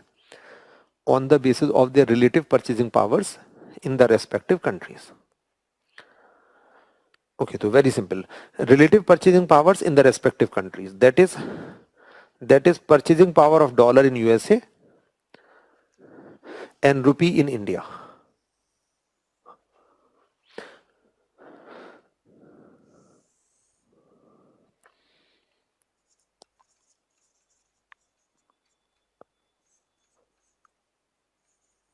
To purchasing power of dollar in USA and purchasing power of rupee in India, it is based on that. We bring out parity. I'll give you illustration. So just write down example. Let us suppose some products we will take here. Products like, take an example, Pepsi. Pepsi of, let us suppose, 500 ml bottle. Okay, so price in USA, I think it is about $1. Let us suppose $1 is the price of one 500 ml bottle. And what is price in India? I think it is about 35 rupees. So approximately 35. So what does this mean? Okay, whatever the same product, Pepsi, the same bottle of 500 ml bottle is available in $1 in USA, and India it is 35. So it means that whatever $1 can buy in America, about 35 rupee can buy in India. The same thing could be bought. So if we bring out parity, parity means equality on the basis of purchasing power, then $1 should be equal to 35 rupees. Clear? So PPP exchange rate is based on this thing. How much rupee can buy in India, the same thing, and how much dollars we need to buy same thing in USA. So if you bring parity, equality, then it will be 35 rupees. Clear? But we may take other products. Let us suppose we will take McDonald's burger. McDonald's burger, let's suppose cheeseburger. So cheeseburger, the price of cheeseburger, let us suppose in USA it is $2, and in India, how much? I think maybe close to 80 rupee. Let us suppose 80 rupee. Even price may vary sometime. So just illustration I'm giving you. Okay, let us suppose cheeseburger is 80 rupee in India, and same burger of McDonald's is in $2. So as per this, $1 should be equal to how many rupees? So will be $1 should be equal to 40 rupees. So as per this 40 rupee, as per this 35 rupee, we may take other product. We may take this iPhone,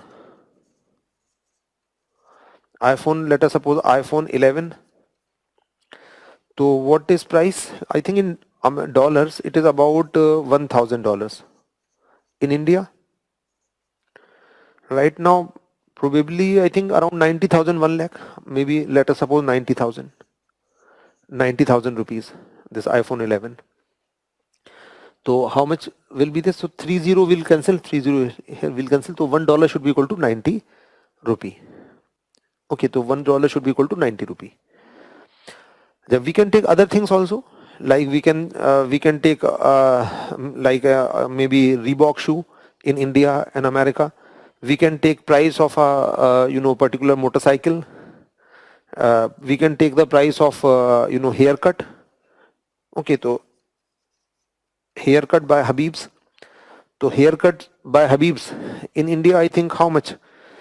In America, I don't have idea, but I'm just writing on the basis of common sense. Maybe let us suppose $10, and in India let us suppose rupees 500 or 300. I think 300. So it is actually 30 as per this. Okay, so now there are three options. Now the question from you people. So you have to think a lot. This is required. This is slightly technical. So you have to think why and how. Now there are three options. We can take lot of items like haircut, school fee, travel, etc. We can take various things. Now I will give you three options. Which one would you select? One thing is that if we have to make comparison between purchasing power of dollar in America and rupee in India, we have three options. One A option is that all items should be considered, should we take in USA, whatever items are there, we shall take the price of in America and price of all items in India and make a comparison. B option is any one item. Any one we can select. Maybe Pepsi we may select, or maybe iPhone we may select, or haircut we may select. And C option, selected items. Very easy question. So which one do you think should we do? We shall take all the items or all items or selected, I mean, so A, B or C. We shall take selected items, means some goods and services, which should be the correct answer. So very, very easy question. Now Arpit, your question. RBI selling dollar in forex market will increase quantity of dollars in market. Yes, it will increase supply of dollars. Quantity means supply. Supply will increase, then dollars rate will come down. So rupee will appreciate, yes. But at same time will lead to outflow. This will have adverse effect on, no, it will not lead to outflow. Overall in forex market there will be more, where there is demand and supply. Banks keep forex, banks deal in that. So it will not lead to outflow. Arpit, when RBI will sell directly, it will not lead to outflow, but bank will have more forex. overall. The dealers, forex dealers should have more. So all of you are correct except I think Rishabh, you have said mean of all. No, not all. So first of all, Rishabh, I have not given you the options. I have given you ABC.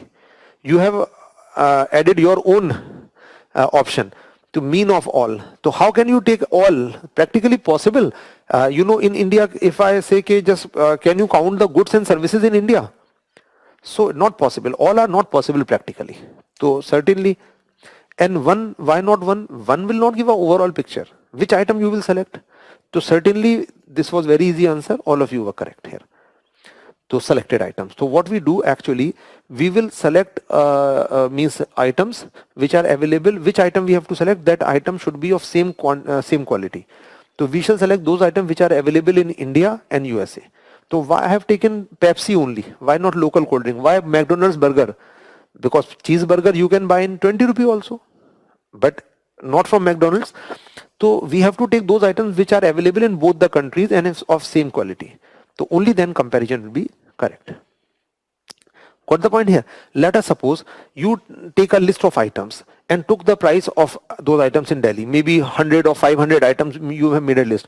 But items should be of different variety. It should be clear. Some food items, some clothes, some electronic items, some maybe vehicles, some services like education, health, transportation, and various other services, electricity bill, petrol prices, different types of prices you should take, different types of commodities, and see how much dollars are needed in America and how much rupees are needed in India. Let us suppose to buy these commodities we need $1 lakh. 1 lakh means 1 and 5 zeros. And the same thing we need how many rupees? Let us suppose 19 lakh rupees we need. So let us suppose $1 lakh are needed to buy this list of maybe 100 or 500 items. $1 lakh. 1 lakh because something may be expensive, like we may take car also. Clear? Or AC, etc. So and here in 19 lakh are needed. Just I'm assuming if we bring out parity in this, so you can cut 5 zeros here, 5 zeros from here. So $1 will be equal to 19. So it is right now $1 is actually equal to 19 rupees. Now is it correct that whatever $1 can buy in America, about 19 rupees can buy almost same goods and services of same quality in general, by and large? So I have already told you, yes, it is correct. So whatever $1 can buy in America, we need only 19 rupees to buy the same goods and services in India on an average. So got the point here? Okay, this is fact. And now next question is that from you people. Practically, it is possible for you people to estimate this value, approximate value. Can you estimate? Practically possible, yes or no? For you to have a broad idea, rough idea about this. So can you give me answer yes or no? If anybody can estimate this on own, so give me answer yes. Otherwise no. So is it possible for you to get an idea about the PPP action rate for you? Can you estimate? I'm saying rough idea. Can you have idea about this? Can you actually estimate? To give me answer yes or no.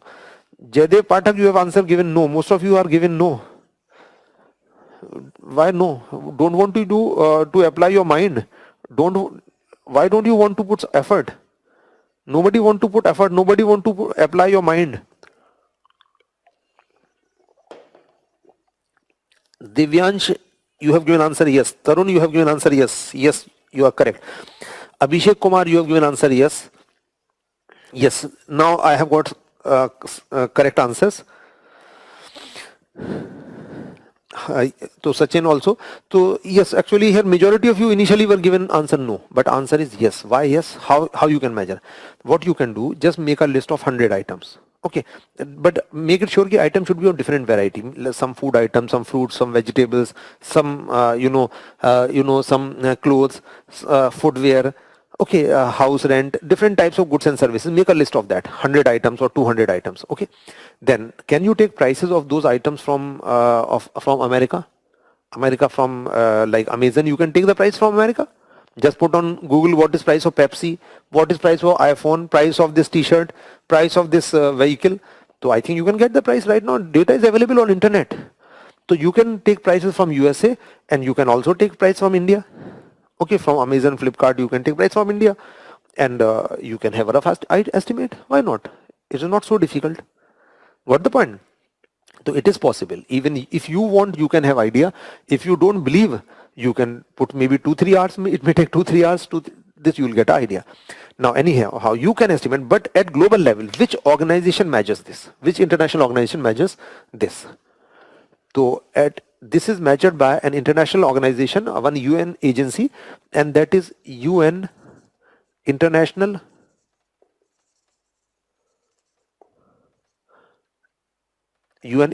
Comparison Program. UNICP. So UNICP. So it is measured by UNICP, UN International Comparison Program. So this is the international agency which estimate this at international level, at global level. So UNICP measure. But I told you you can even have a rough idea about this. Okay, so these are two exchange rates. Now I will discuss few questions. So ask some questions. This requires a lot of thinking, you know. Now I will make a comparison between this and this. Acha, before making comparison, one more thing here. Just one very easy question from you people. It will change because of change in which thing? Now it is 19 rupee. How it will appreciate, depreciate? It will change because of change in only one thing. I am giving you a clue that what is that one thing. So I told you that this will change because of change in demand and supply, which depends on these transactions: import, export, remittances, tourism. Anything will change, this will change. Now question is that which thing will change this PPP exchange rate? When it will appreciate, depreciate, change in which thing will change this? Very easy question. Now just one or two words you have to give answer, one word. So which thing will lead to change in PPP exchange rate? Because this will change in any one of these transactions will change the market exchange rate. So which thing? Yes, I have got answers. Ashish, Aman, you have given yes, correct answer, inflation. Arpit, price of commodities, yes, it is correct answer. Shivam Pathak, you have said QD. No, not QD. Sneha, inflation, and Karanbir also. Yes, all of you are correct here. Yes, all of you are correct here. K, inflation, relative inflation, but you should have mentioned the relative prices or relative inflation. Okay, so if you know relatively inflation will be more in India. If let's suppose things will be expensive in India, then it will appreciate, depreciate. So write down A for appreciate, D for depreciate. If inflation will be more in India, then this PPP exchange rate, if inflation will be more in India than America, then it will appreciate or depreciate, A or D. Appreciate means maybe 18 rupee and depreciate means maybe 20. Okay, depreciation means 20, appreciate means 18. So if inflation will be more in India, then it will appreciate or depreciate. Just write down A or D. So yes, Tarun, you are correct, and Parth Lal, you are also correct. A, appreciate. No, sorry, you are wrong. It is depreciates. So Adhish and other people, all of you are correct. A lot of people have given correct answer, depreciate. It should be clear, if inflation will be more in India, it will depreciate, not appreciate. So it will depreciate, and depreciate means it will be maybe 20, 21. It will depreciate. How? Because inflation will be more, then we need more 19 lakh or more or less rupee. Obviously we need more rupees. Let's suppose 20 lakh rupee to buy the same goods. So it will be 20. So it means it will depreciate. Okay, so if inflation will be more in India relatively, then it will depreciate. So it depends on mainly inflation. Okay, now I'll make a comparison between this market exchange rate and PPP exchange rate. So it depends on price level, and it will change when relative price level will change. And this will change when demand and supply will change, and demand and supply depends on these factors: import, export, remittances, tourism, these things. And these things obviously depends on economic factors, political, social, cultural factors, etc. So I think distinction is clear. Now next question, some very important question. Try to think about this, then give me answer. Ki both are exchange rate of rupee vis-a-vis dollar. Yes or no? Yes, both are exchange rate. So these should be, both of these should be A option equal, should be exactly equal. B option somewhat different. Somewhat different, or C option, entirely different. Entirely different. Now give me an option A, B, C. Just write down A or B or C. Both of these are exchange rate.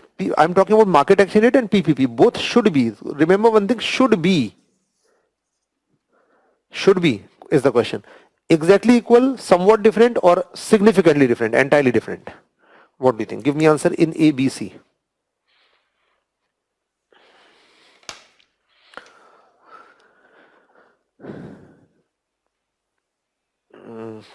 Arpit, you have given answer C. Radhika, you have given answer C. Lot of you people have given answer C, and that is very illogical answer.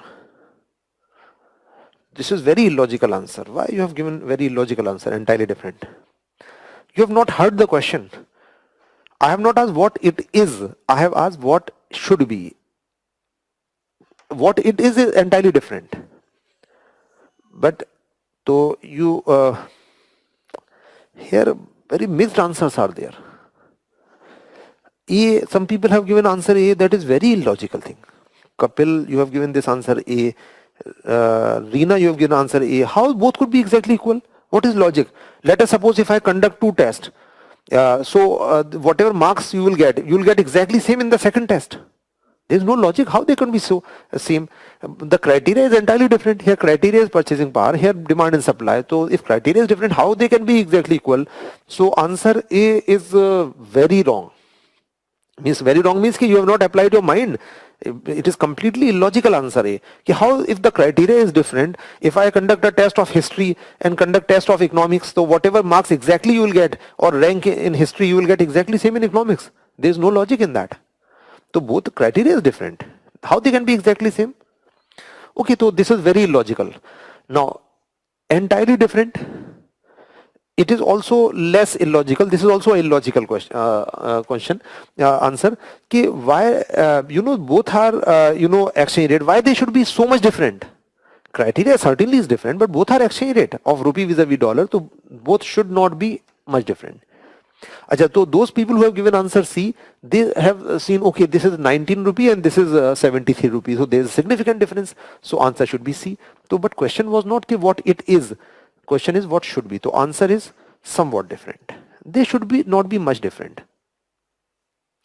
Acha, Tushar Goel, what you have asked? In some countries, rupee is weak in comparison of market exchange rate, but PPP is equal to both currencies. How this happens, and this is good or bad?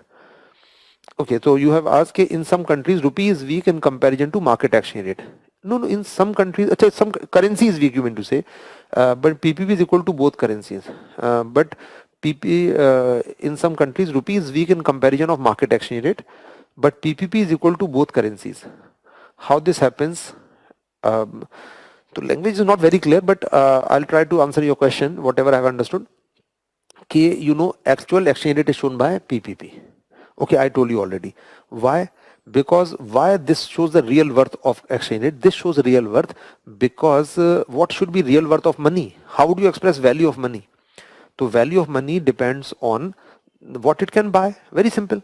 So here we are bringing equality or parity on the basis of their purchasing powers, which is real worth. So this shows real worth. Got the point? This is not real worth. Demand and supply may be affected by any transaction. Like foreigners start investing, so rupee may appreciate. So this does not reflect the real worth of currency, what should be. So this shows real worth of the currency. Clear? And in continuation of this, I think you will get your answer, because I am just taking up this concept till now. So what is use of this? What is use of this? Now my question is that if we are making actual comparison of GDPs of two countries, so I have already told you this thing. So GDP, when we compare, so which one will give the correct idea about the actual production? PPP, if we convert GDP on the basis of PPP, because how we convert? Because whatever is GDP of rupee, we have to divide by this exchange rate, or we can divide by this exchange rate. So which one will give better idea? I have already told you. I told you that this shows real worth. So if GDP of two countries is same on the basis of PPP exchange rate, then we can conclude that actual production must be same. But if GDP of two countries is same on the basis of market exchange rate, we cannot say that production will be actually same. So clear? So what is use of this? The use of this, you may mention that it is used for Okay, Tushar, I think you will get your answer in this section. If still you don't understand, then you may ask again. It is used for international comparison.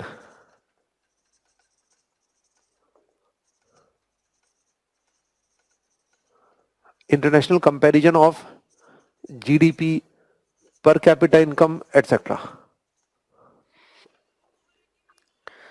So I told you already in Human Development Index, we use means per capita income on the base of this. IMF, World Bank are using this for comparison of GDP. World Bank's international poverty line is based on PPP. So for international comparison of GDP per capita income. So I think clear. Acha, what is use of this? So actual transactions are made at what? They are always at market price. So market exchange, it mentioned that it is used for actual transactions. So use for actual transactions. So all actual transactions are at market exchange rate. It should be clear. And actual worth is shown by this. Okay, now some of you may have this doubt कि if actual worth is 19, so why we are doing transaction at 73? Now some of you I think may have this doubt कि if actual worth is 19 rupees, then why we are paying 73 to buy $1? So answer, so I think you must have this doubt, na? कि if actual worth is this, so why actually we are doing transaction at this? So answer of this question is that price of anything does not depend on its actual worth. It should be very clear. Price of anything does not depend on its actual worth. It depends on demand and supply. It's very simple. Now, to make you understand, I will give you one illustration. There is a concept in economics that is water diamond paradox. So you may mention this water diamond paradox. So paradox means anything contradictory thing. Now you can see that water is more useful for us or diamond is more useful. So water is so useful, we cannot survive without water, and water is so cheap. The thing which is so important for us, which is important for life actually, so that is almost free. And what is diamond? Just a piece of stone. And you can see stone is selling in lakhs or crores of rupees. So this is not a paradox. What is answer of this paradox? Answer is actually demand and supply. You should remember, price of anything does not depend on its real worth. It depends on demand and supply. In case of water, supply is much more. So if you increase supply, so price will be almost zero. In case of diamond, supply is less, demand is much more. So that is why it is lesser the supply, more will be demand, higher will be the rate. So price of anything is based on demand and supply, not its real worth. It should be clear. I think water diamond paradox has made it clear that water is so useful, so it is so cheap. Reason is supply is too much. And diamond is so expensive. Why? Reason is that supply is less. So rate is high because supply is less and demand is more. This is the reason this paradox exists. Okay, if still you have doubt, I will give you one practical example which will make it clear. For example, you had a motorcycle of your grandfather that is lying in scrap. Okay, so there is a bike and of your grandfather lying in scrap. So you thought, let me clear this scrap. You thought, okay, I will sell it in scrap. Maybe in terms of weight of iron, I will get maybe 6,000-7,000 rupees. I may get. You are planning to sell, but your friend gave you one idea. Okay, why don't you see what is model, etc. And you can put this on OLX, and somebody it may be a vintage bike. Means old things are people like some old things, and people may give you higher price. You get that idea. Okay, you just put that in some shape and took a photograph of that bike and put in OLX. Okay, this model bike is for sale. This is a vintage bike and is available for sale. So let us suppose somebody may quote 50,000 rupees for that bike. So won't you sell in 50,000? Or would you say, no, it is iron, just 5, 6, 7,000 rupees. So have you understood? Would you, or rather I think you may sell at 50,000, or you may think, okay, let me further improve that, find out some more details. So and put it on OLX and other platforms so that you may get better, higher bidder. So remember one thing, when you sell your product, you will sell to that person who gives you the highest money, highest value for that. Okay, you have nothing to do what that person will do. You will not say it is just iron, why you are paying 50,000 rupee or more. So I think you must have understood the logic कि why actually real worth has nothing to do with the price of a commodity. Price is based on demand and supply. Because when you are putting on sale, you are supplying. So whosoever will put the highest bid, who buyers are creating demand. So whosoever will put the highest bid, you will sell to that person. So this is the reason. I think you must have understood now कि why there is no why the value should be this, real worth is this PPP, but why value is you can see 73, the value is, this is the reason. Okay, now next I have not answered this question कि why it should be somewhat different. So I have asked this question, so here your response was very unsatisfactory, only few people gave correct answer. B. So why it should not be exactly equal? I told you already reason कि both our criteria is different, so how it could be exactly equal? So there is no logic in that. So one is ruled out. Now the question is why it should not be entirely different. Reason is that कि entirely different. Why it should not be entirely different? Because both are exchange rate of rupee vis-a-vis dollar. So lot of things are similar here. So it should not be entirely different. Now the question is that it should not be entirely different, but it is very different. It is entirely different. Actually, it is option is C. Actual option is C. Now why it should be this and why option is this? Actually it is C, but answer should be B here. It should be somewhat different. Now the question is that why it is so different? It should not be so different. Why it is so different? The reason is again here price of anything is based on demand and supply, not the real worth. It should be clear. So you know dollar is hard currency. Achha, what are hard currencies? I think I told you. Hard currencies are the currencies which have general acceptability in international market. Means you can make payment to any country. All country will accept. So, okay, hard currencies are currencies having general acceptability in international market. You may mention this, hard currencies. So currencies which are generally acceptable in international market. Okay, so like dollar, euro, yen, pound sterling are hard currencies. It means that if you want to buy from any country, you can make payment in any of these currencies. You can make payment in dollar, euro, yen, and all countries will accept. And opposite of hard currency is soft currency. Write down soft currency. So soft currencies, to just mention, these are acceptable. These are acceptable only in the domestic economy. So these are acceptable only in the domestic economy. For example, rupee is a soft currency. So rupee cannot be used outside India as such. So if you want, but within India, rupee you can use. But if you want to make payment to foreigner, you have to convert to a hard currency. Okay, although some country may accept, just like Iran was accepting rupee payment we were paying earlier, but because there was under compulsion, because America blocked the payment channel for Iran. So we said, if you want to sell crude oil to us, we can make payment in rupee. If you want, we can give you.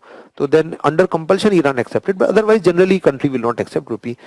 And similarly, if we have an agreement with a country, okay, we will accept your currency, you will accept our currency, then other country may accept. But that is an exception. But in general, rupee is not acceptable in international market. So rupee is a soft currency. Okay, one thing. Second thing is that dollar is a international currency. So international currency means currency where in general accounting is done. Just like when we compare GDP of countries, per capita income of countries, we compare in terms of dollar. So dollar is international currency. So international comparison, analysis, reporting is done in dollars. And maximum transactions are also in dollars. Okay, now you have understood this difference. Now the reason is that now I'm coming back to this question. Why it should be somewhat different? Why so much different? The reason is that price of anything is based on demand and supply, and actually the demand of dollar is much more than it should be. You know, dollar is a hard currency. Demand is much more. This is why rate is so much. The rate should be dollar price should be 19 rupee, but why it is so much 73? The reason is that demand of dollar is too much. Every country is buying dollars to maintain forex reserves. Every country is doing transaction. You know, even if we don't want to buy anything from USA, still we have to demand dollar. Why? Because we have to buy from other country. We have to make payment in dollar. So demand of dollar is much more because countries are doing transaction among themselves in dollar. Okay, but demand of rupee is confined to within India only. For example, if there is a foreigner who has nothing to do with India, will not visit India, don't want to invest in India, will demand rupee. Obviously no. If that person, because rupee is not used anywhere in the world other than India, so demand of our rupee is confined to our goods and services, etc. And demand of dollar is not confined to the demand of American goods and services. Every country is keeping dollar and doing transactions among themselves also. So demand of dollar is much more than it should be. That is why rate is much more than it should be. This is the reason. Okay, or alternatively, just assume demand dollar may not be a hard currency. All currency should be hard currency. Okay, just there should not be any difference of hard and soft currency. So if just like America can make payment in dollar, and just like UK can make payment in pound sterling, so we could have made payment in rupee. Every country could have done this. Then in that case, when every country's currency should be hard currency, then demand of dollar would be more or less. Now can you respond to this question? Demand of dollar, if all currency should be hard currency, no difference of hard and soft currency, then demand of dollar would have been more or less as compared to now. So very easy answer. So answer obviously is much lesser. So when demand would be much lesser, demand dollar, so the rate will be close to 19. Not exactly 19, but it will be close to 19, somewhat close. Okay, so you have given correct answer of you much lesser. Reason is that demand of dollar would have been much lesser, because then demand of dollar will be confined to the goods of USA. Ajay, do you think now one implication of this? Because since American currency dollar is hard currency and international currency, there is a much demand. So do you think America will gain by this? Yes or no? Will it America will gain? Yes or no? So answer is significantly America has gained. Why? Because we have bought huge dollars. So, and how we have bought dollars? We have bought dollars by paying our rupee. And do you think American people, when we will buy a dollar from them and will give rupee to them, do they keep rupee with themselves? Nobody will keep rupee. They will buy something from India. They will invest in India. It means that we have bought dollar by paying rupee, and with that rupee they have bought our goods. And not only our goods, American people have bought goods and services from various countries in the world. Yes or no? And and we are using their dollar not to buy any good from America. Rather, we are doing our transactions. We are keeping idle that dollars in our forex reserves. So America has benefited a lot because of this thing. So got the point? Because standard of living in America will be much higher. Why? Because they will not keep that rupee or currencies of other countries. American people will invest in other countries. They will get returned. They will buy goods and services from other countries. So it will enhance the standard of living in America. So I think it is clear. So it should not be so much different. But why it's so much different? Because of this thing. Demand of dollar is much more than it should be. This is the reason exchange rate is too much. So I think it should be clear. So I have just discussed the distinction between these two. What both are exchange rate, but what is difference? So what is important here? Again, based on I'm giving you a recap of this. This is use of this is actual transactions. All actual transactions are based on demand and supply. It should be clear. Whatever is prevailing at that time. And here no transaction is used, but used for analysis. PPP used only for analysis. Okay, one thing. Second point, it is based on this demand and supply, which is based on all these transactions. Any transaction with rest of the world we do will affect this. And these transactions depend on economic, social, political conditions of the country. And PPP is based on only relative prices, relative inflation level. Clear? And use is that I told you already, transaction and actual comparison, because real worth is shown by PPP. Both should not be so much different, but why different? Because demand of dollar is much more, because it is hard currency and international currency. This is the reason. So I think it should be clear the difference, and I'll give you how comparison is made. Rishabh, one question. Recently, Russia and India signed a 400 deal in exchange of their two currencies to avoid sanctions as well as demand of dollar. Can we say that if we want to appreciate rupee, we should avoid to dollar? No, actually, sometime we may sign a currency swap agreements also there. We may do transaction, we may swap currency like we have with Japan and Sri Lanka. We can actually give our rupee and take dollars from that them. Or they may give us, Japan may give us yen and they can take dollars from us. So that is a mutual agreement only.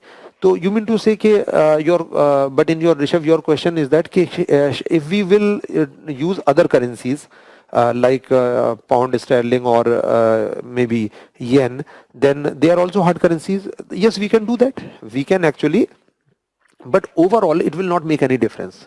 What you have mentioned, can we say that if we want to appreciate rupee, should we avoid dollar? No, it will not have help. Reason is that indirectly exchange it is overall will be based on that. For example, instead of demanding dollar, we are not doing transaction dollar, we started demanding pound sterling. What the point? So our rupee will slightly depreciate in terms of pound sterling. Got the point? Whichever thing we demand, the demand of dollar will increase. So dollar section it will appreciate, rupee will depreciate. If we demand pound sterling, so rupee will depreciate against pound sterling. Got the point? But there is some relation between pound sterling and dollar. So that will prevail, and rupee will automatically depreciate against pound dollar also. So it should be clear. If I repeat this question, if we want to import something, okay, like we are importing, like importers or anything, we want to go abroad, and instead of buying a dollar, we will buy pound sterling or Japanese yen. Then do you think rupee will not depreciate? So answer is it will again depreciate. Just like here, if you increase import, demand of dollar will increase, dollar rate will go up and dollar will appreciate, rupee will depreciate. If you demand pound sterling or any other currency, still rupee will depreciate. Reason is that rupee will depreciate against that currency, and when rupee will depreciate against that currency, then it will automatically depreciate against dollar also. So it will not help. What the point? So what we have to do, we have to reduce demand of dollar or any hard currency, any currency. So we should not do transaction, we should not buy goods from other countries in general. We should reduce import, etc. So then rupee may not depreciate. Okay, next is Rudransh. Why the demand of dollar is high in international market? Reason is that dollar is a hard currency and international currency, so every country is doing transactions in dollar. Acha, why dollar is more used? Because people have more faith in dollar as compared to euro, yen, etc. Because if you buy yen, for example, Japanese currency, so Japanese economy is not so strong as compared to America, and demand of dollar is much more. So if let us suppose we buy Japanese yen, and the situation in Japan may deteriorate and currency may depreciate, so we will lose. If yen will depreciate, then we will get less other currencies, hard currencies. So it depends on trust, mainly trust and overall demand. So people have more trust and more demand is there in general on dollar. So that is why people do maximum transactions in dollar and keep maximum in dollar. Okay, apart from that, one more question, Mansi, your question: how and in what way can we make efforts to make our currency a hard currency? Yes, this is a good question. If we want to make rupee a hard currency, then rupee will become a hard currency when every country will start accepting rupee. So a country will accept rupee when our rupee's value will remain stable. It will not depreciate. For example, if any foreigner will buy rupee and rupee may depreciate, so foreigner will lose because foreigner will get less dollars or less any other currency in that rupee.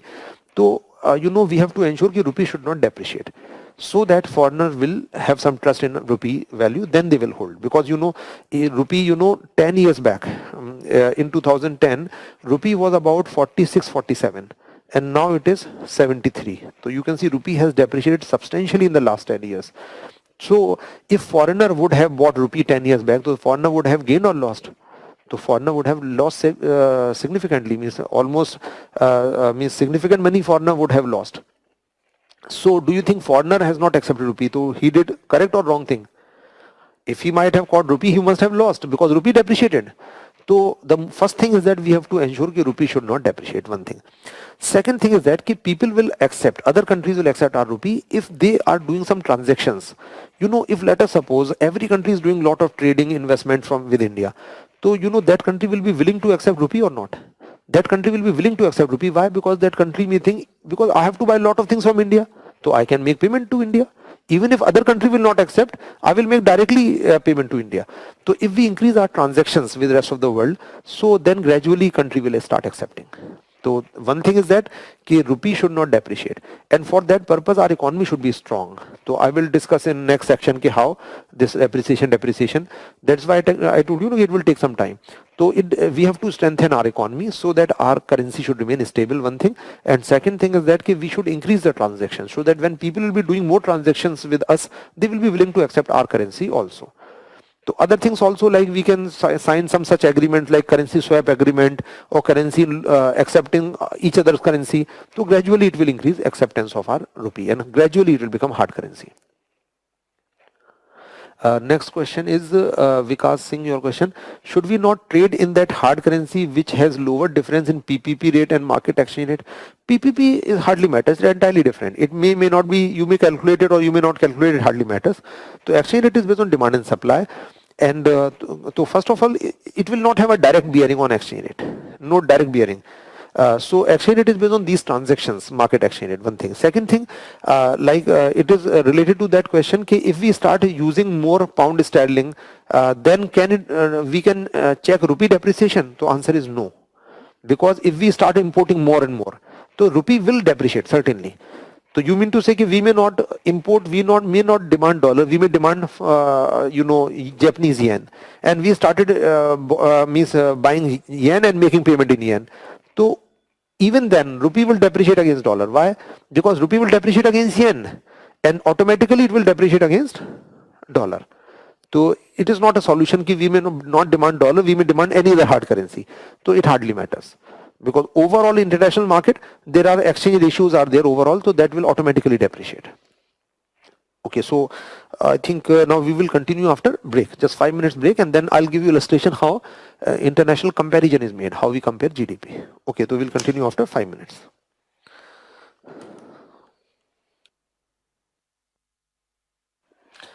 Okay, so we have discussed difference in market exchange rate and PPP exchange rate, and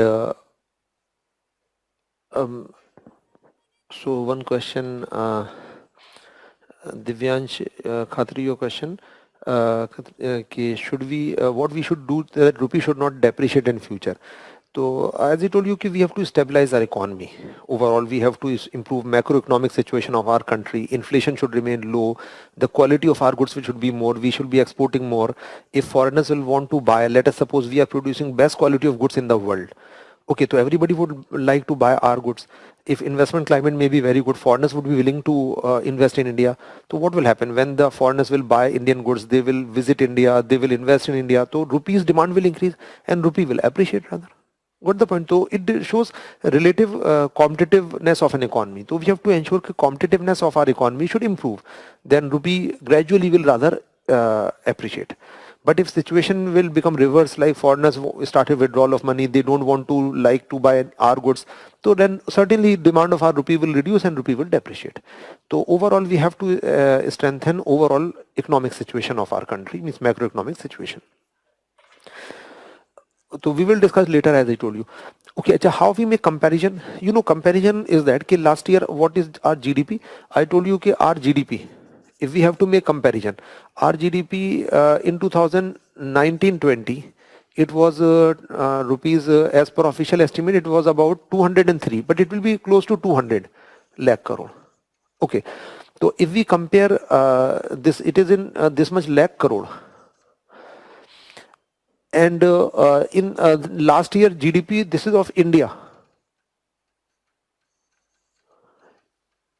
And GDP of America was 21.4 approximately last year. And GDP of America was 21.4 lakh, not lakh crore, but trillion. So how we compare this? Let us suppose of GDP of India and GDP of USA was, in case of USA, the GDP was how much? GDP of USA was in 2019. As I told you, dollar 21.4 trillion.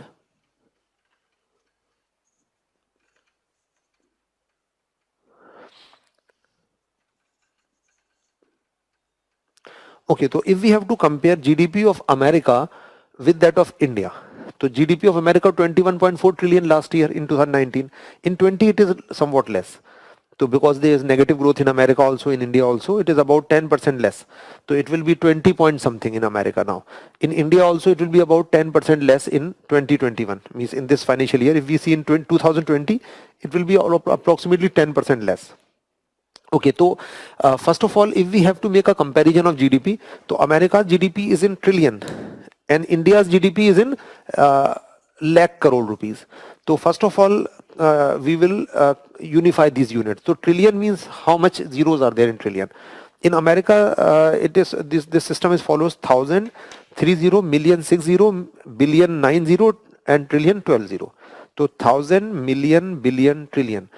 So in trillion there are 12 zeros are there. So 10 to the power 12 we can say. 1 and then 12 zeros. 1000 30, million 60, billion 90, trillion 12 zeros. 1 and then 12 zeros. Now how many zeros are there in 1 lakh? All of you must be knowing 5 zeros. And crore, 100 lakh is 1 crore. So 7 zeros. So 5 zeros in lakh, 7 zeros in crore. So 5 plus 7, 12. So 10 to the power 12. Okay, so both are exactly equal. 1 trillion is equal to 1 lakh crore. But remember one thing, it is a coincidence. We follow this system lakh, arab, kharab, crore, arab, kharab, and they follow million, billion, trillion.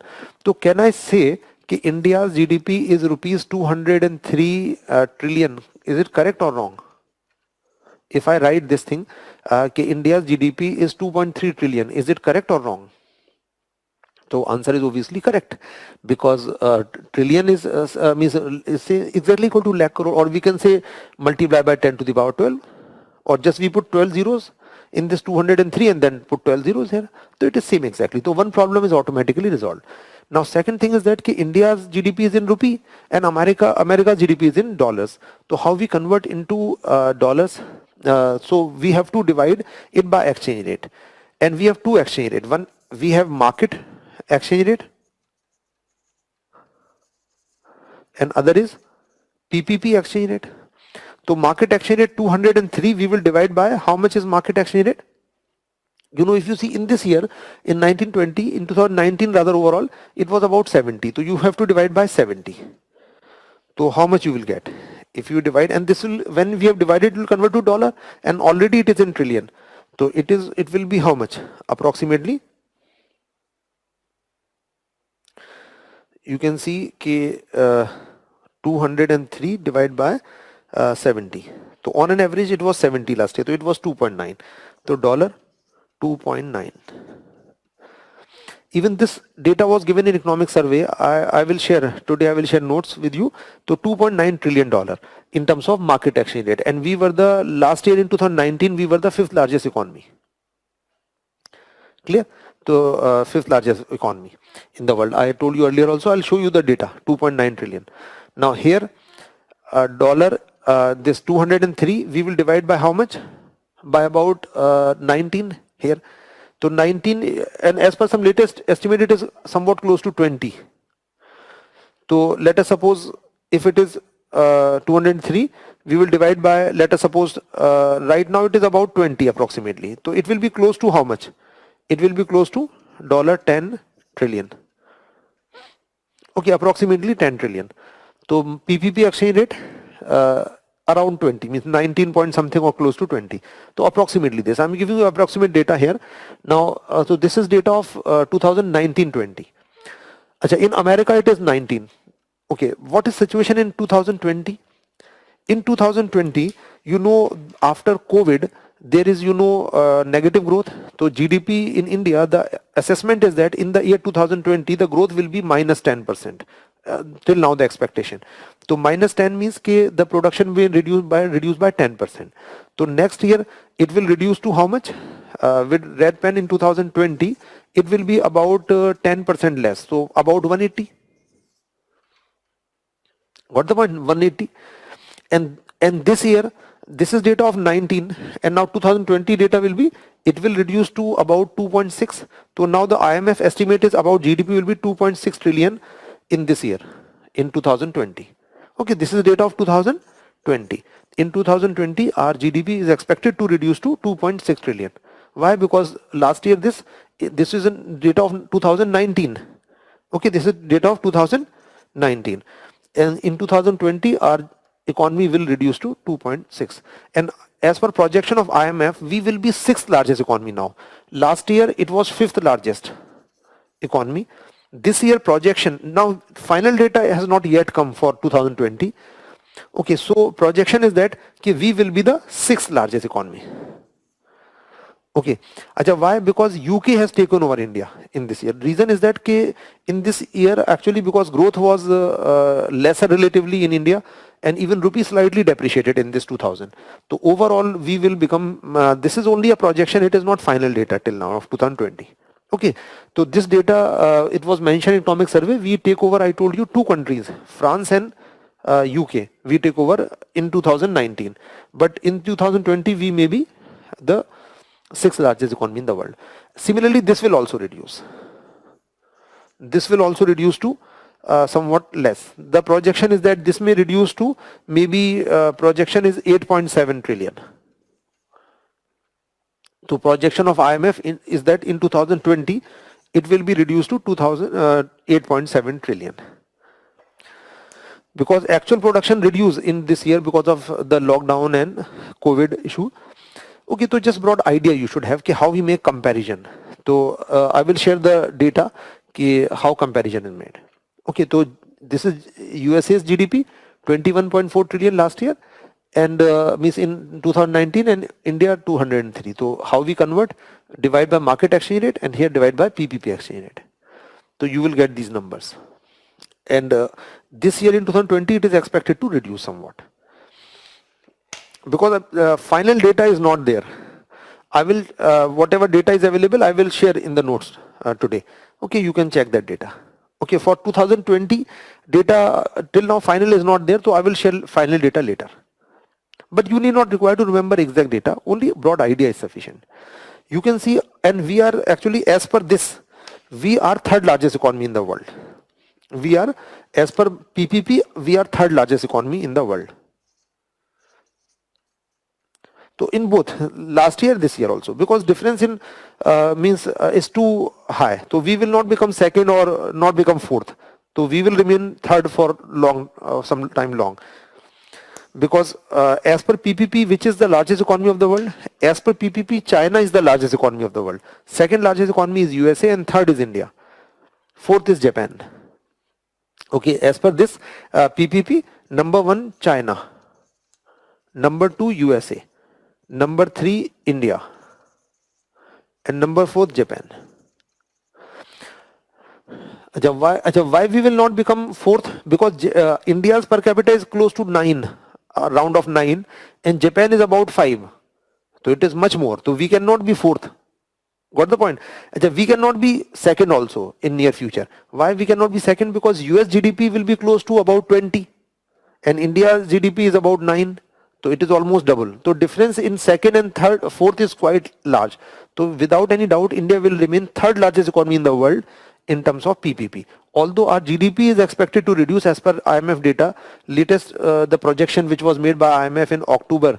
IMF publishes one report, World Economic Outlook. So in October 2020 this report was published. I am giving you data from that report. Okay, so IMF publishes a report called World Economic Outlook. It was even asked in prelims which institution publishes this report, World Economic Outlook. So published by IMF. From this data of October issue I am giving you, but it is not final data. Okay, because this report was published in October and this year will end on December. Okay, and as per this we were last year fifth largest economy, and this year expectation is that we may become sixth largest economy. Okay, so this is how international comparison is made. Which shows actual situation. Actual situation is shown by PPP. So if you compare GDP of India with that of America, it is almost double difference. India closed about 9, America about 20, less than 20 this year. So it will be almost double. 9 means close to 10 and 20. So you can see almost double.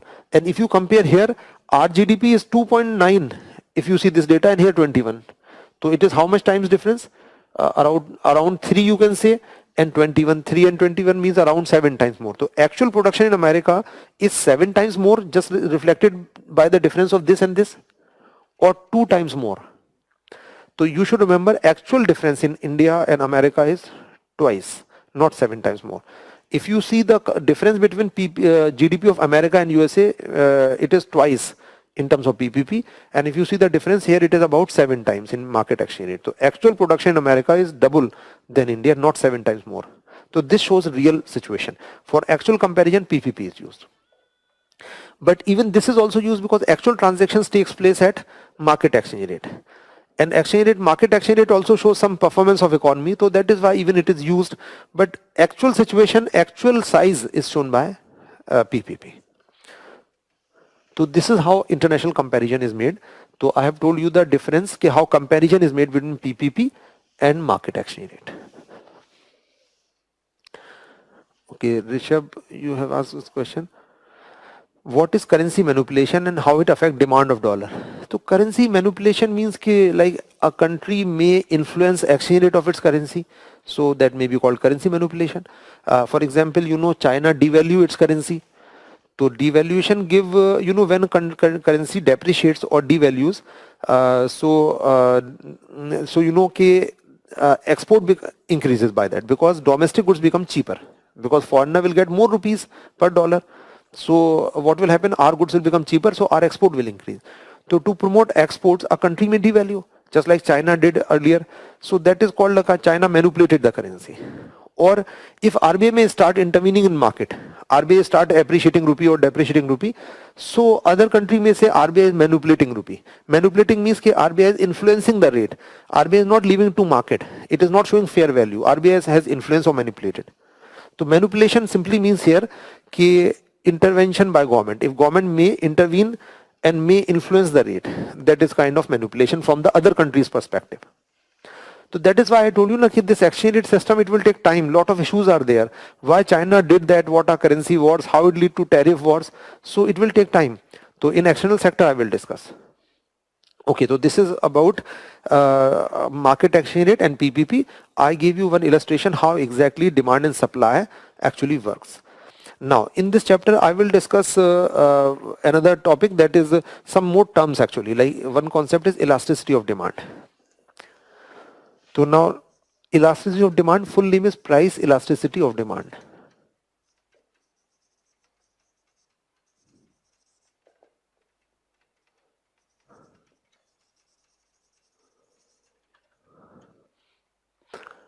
So price elasticity of demand.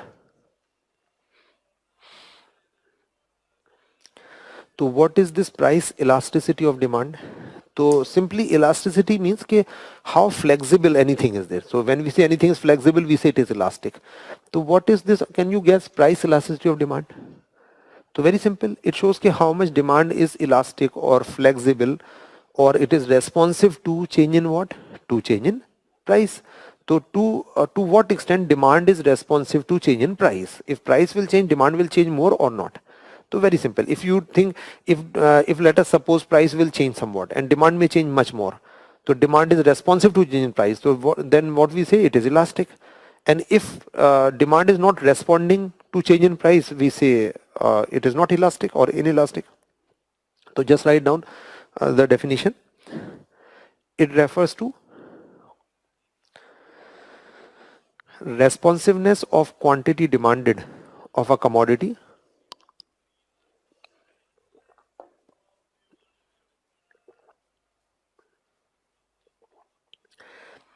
responsiveness of quantity demanded of a commodity to the change in its price.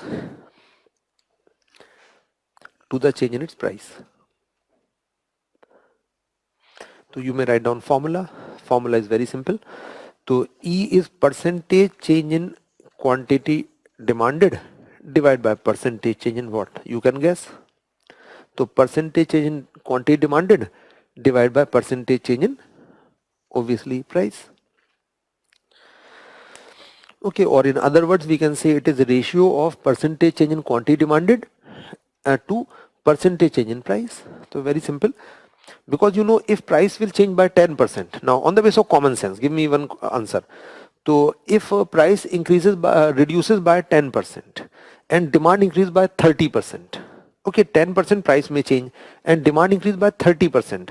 So would you consider to be elastic or inelastic? So elastic E or inelastic I, you may write down on a common sense basis. If price reduced by 10% only and demand increase much more, means 30%, 3 times more. So would you consider to be elastic or inelastic? So it is of two types. Demand is elastic and inelastic.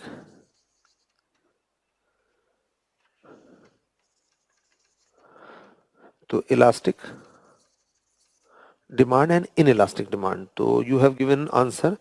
All of you are correct except few people only, just I think 1 or 2 people are wrong. So obviously it is elastic. Why? Because when price change and demand is changing much more, it is responding to change in price. What's the point? If when price will change, demand is changing much more than that, then when see demand is responsive to change in price. So that is elastic demand. So, and on the other hand, if price reduced by 10% and demand increased by just 2%, 1 or 2%, so we say it is not changing much, minor change only in QD. So when price reduced by 10%, even despite reduction in price, demand may not increase much. So we can say it is not elastic, means inelastic. So demand may be elastic or may be inelastic. Okay, so very simple. Inelastic demand. And concept is very simple. When price changes, if demand will change more than proportionately, we say elastic. And if demand changes but less than proportionately, we say inelastic. Very simple. For example, if price will change by 10% and this will change by more than 10%, then elastic, and less than 10% then inelastic. Very simple. So technically we may say E is greater than 1. If value of E is greater than 1, then it is elastic. When a fraction is greater than 1, if I write this number 3 upon 2, so this is more than 1 or less than 1? I think all of you can tell. More than 1. If this number, this fraction will be more than 1. If I write 31 upon 42, now can you tell me more than 1, less than 1? So I think you can easily tell less than 1. Because in fraction, this upper one is called numerator and below one is called denominator. If upper one is more, then number is more than 1. If lower one is more, denominator is more, number is less than 1. Very simple. And if both are same, maybe 2 upon 2 is what? 2 upon 2 is 1. 3 upon 3 is also 1.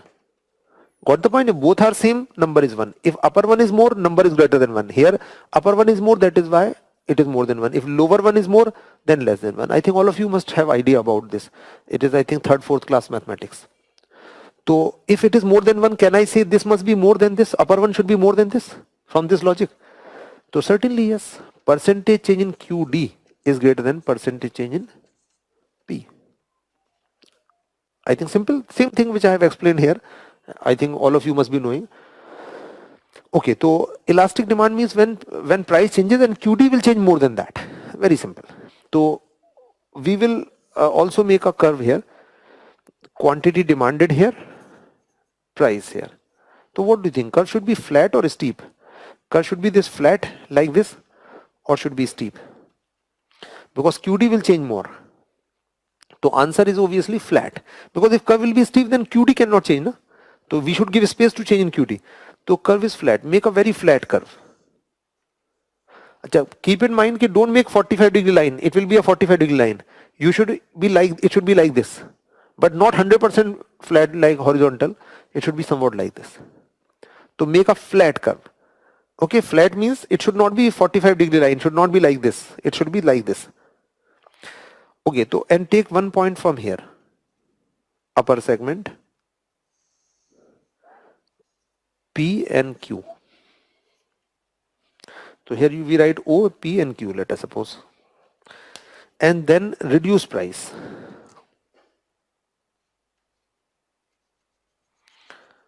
And you can see QD is changing much more. So in this diagram you can see when price reduced, QD increased much more. So it means that it is elastic. So same thing is visible here in this diagram. So if curve will be flat, then usually demand is elastic. It means that when price will change slightly, demand will change more. Okay, so this is how we can show with the help of demand curve. So Prachi Tiwari, you have asked one question. Our goal for 5 trillion economy is in terms of PPP or market exchange rate? No, certainly it is in PPP, because in market exchange it is already more than 5 trillion. It is almost 9 trillion now. More than it is close to 10 trillion now. So got the point here. In terms of PPP, our GDP is already close to 10 trillion. Already 10 trillion. So this goal is in this PPP, because last year our GDP was actually 2.9 trillion. Okay, so we wanted to make it 3 trillion, 5 trillion, from about 3 to 5. Now the issue is that now you may ask this question, can this goal is expected to be achieved now? So obviously now certainly no, because rather instead of increasing after COVID, it's further reduced. Now it is 2.6 only. So we have to increase it to 5. So it is obviously not expected to be achieved by 2025. So even before COVID also, it seems to be very difficult. Why? Because in the last 2 years, 18, 19, growth somewhat came down. So that is why even before COVID, even COVID would not have happened, then it was difficult. We cannot say it not achievable, but it was very difficult, means very less likely to be achieved. But and now after COVID, it has become almost very unlike now. Because COVID has affected the entire world, including India. And we were one among the worst affected countries because of COVID. Okay, so elastic demand means when price will change, QD will change much more than proportionately, and exactly opposite of this is this. If E is less than 1, so less than 1 means percentage change in QD will be more or less. Percentage change in QD will be less than percentage change in price. Okay, same, just opposite of this. It means that when price will change, QD will not change much. Then it is inelastic. And what kind of curve you have to make? A flat, steeper curve. Here QD and here price. So initially take point from upper end. Okay, so make a steeper curve. So if you make it steep, you can show easily. Then make change in price slightly more to make it clear when so much price change, and you can see QD increase only marginally. So here it is inelastic, because after so much increase in fall in price, demand QD has not increased much. So this is inelastic demand. Now next question is that what factors affect elasticity?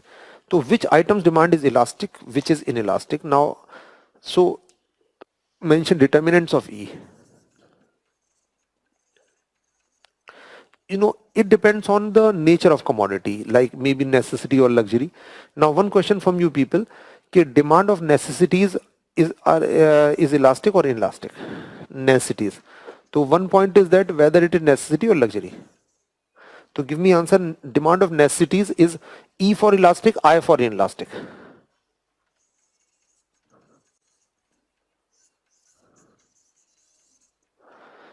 E for elastic, I for inelastic. So Adhish Jain, you have given correct answer, inelastic. So food, necessity like food is inelastic. Reason is that if food will become cheaper, would you buy much more food? Obviously no.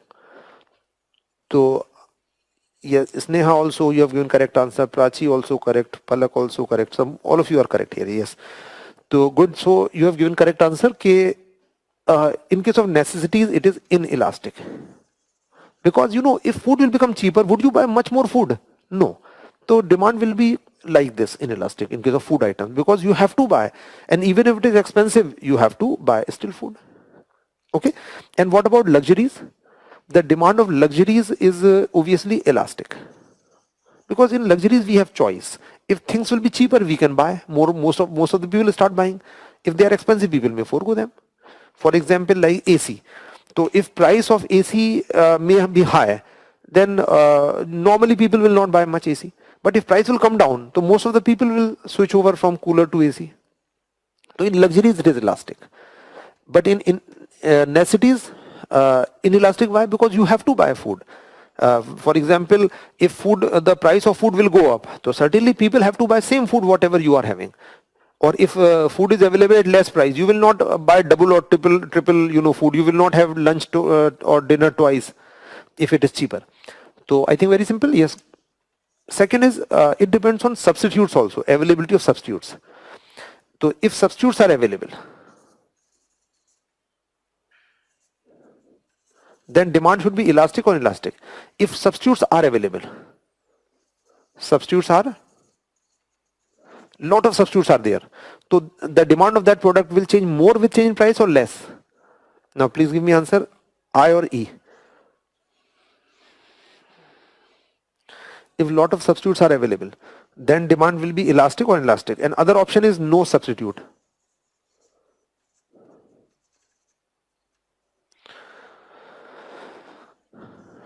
So Sneha, you have given correct answer, elastic.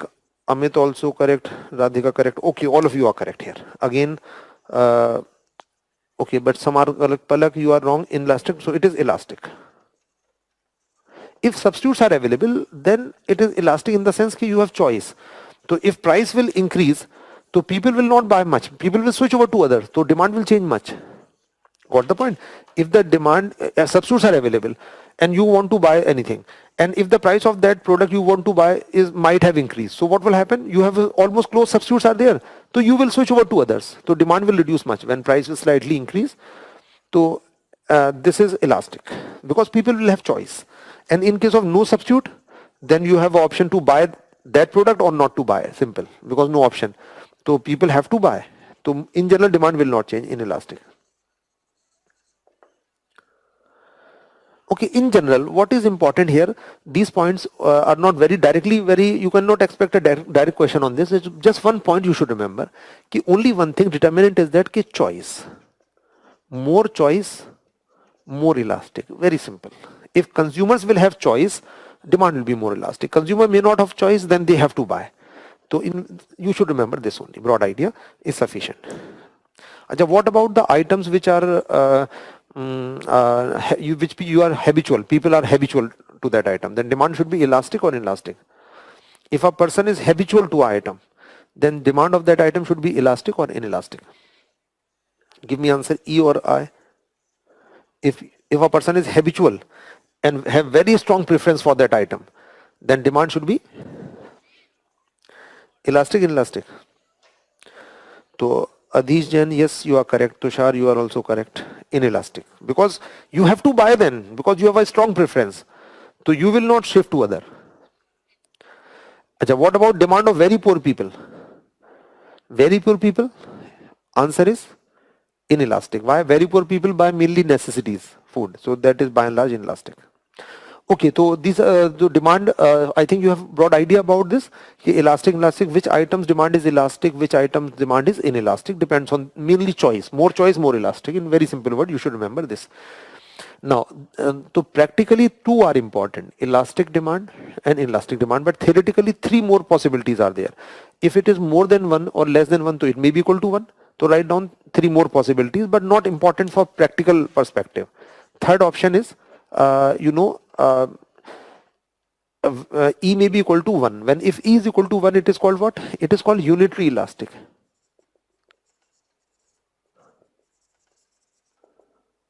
Unitary elastic demand means E equal to 1. So E1 means okay, this and this both should be equal, but practically not important. Practically, because we cannot say okay, if price will reduce by 10%, demand will exactly increase by 10%. So practically not important.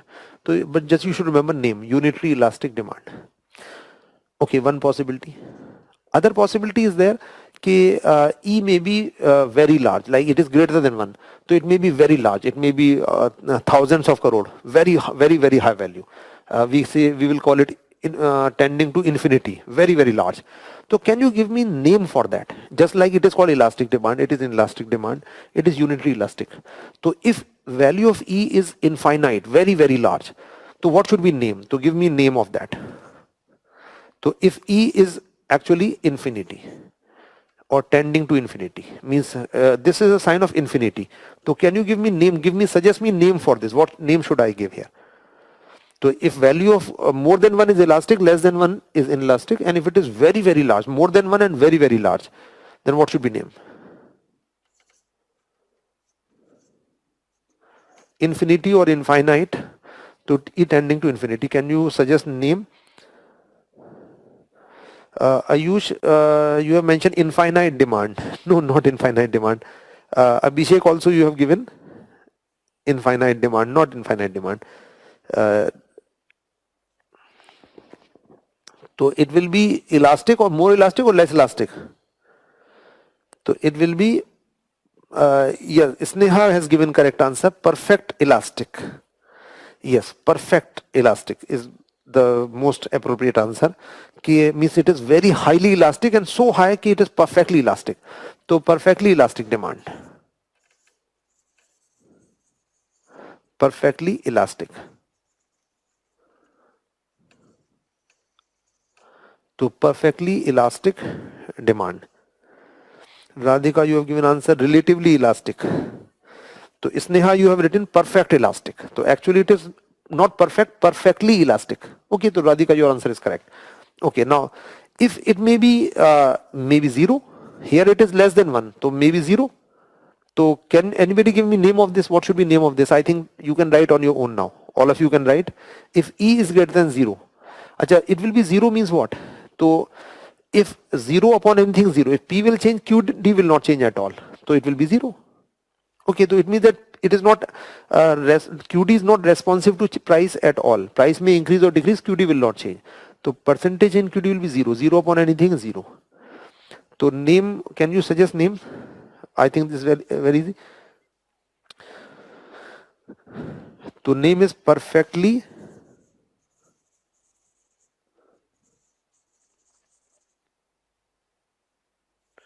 inelastic demand. So name, I think you must have understood perfectly inelastic demand. Yes, you are correct. Perfectly, to Tarun, you have mentioned imperfect elastic. No, perfectly inelastic demand. So this is inelastic, perfectly inelastic, 100% inelastic demand. And in this case, is there any possibility? So practically there is no possibility of this. Means there may be possibility, but not important. And it is not possible, really, that demand may increase infinitely. Acha, if it is 0, so what should be shape of demand curve? In this case, shape of demand curve will be what? Here price and here QD. Can you guess what should be shape of demand curve? QD will not change at all. QD will remain fixed. So demand curve will be like this. Demand curve will be fixed. Price may be this. Now price may go down or go up. QD will remain same. So demand curve will be vertical here. And any example of this? Can you give me example of this? Of perfectly inelastic, when demand will not change, price may go up or down, demand will not change. Yes, one example is there.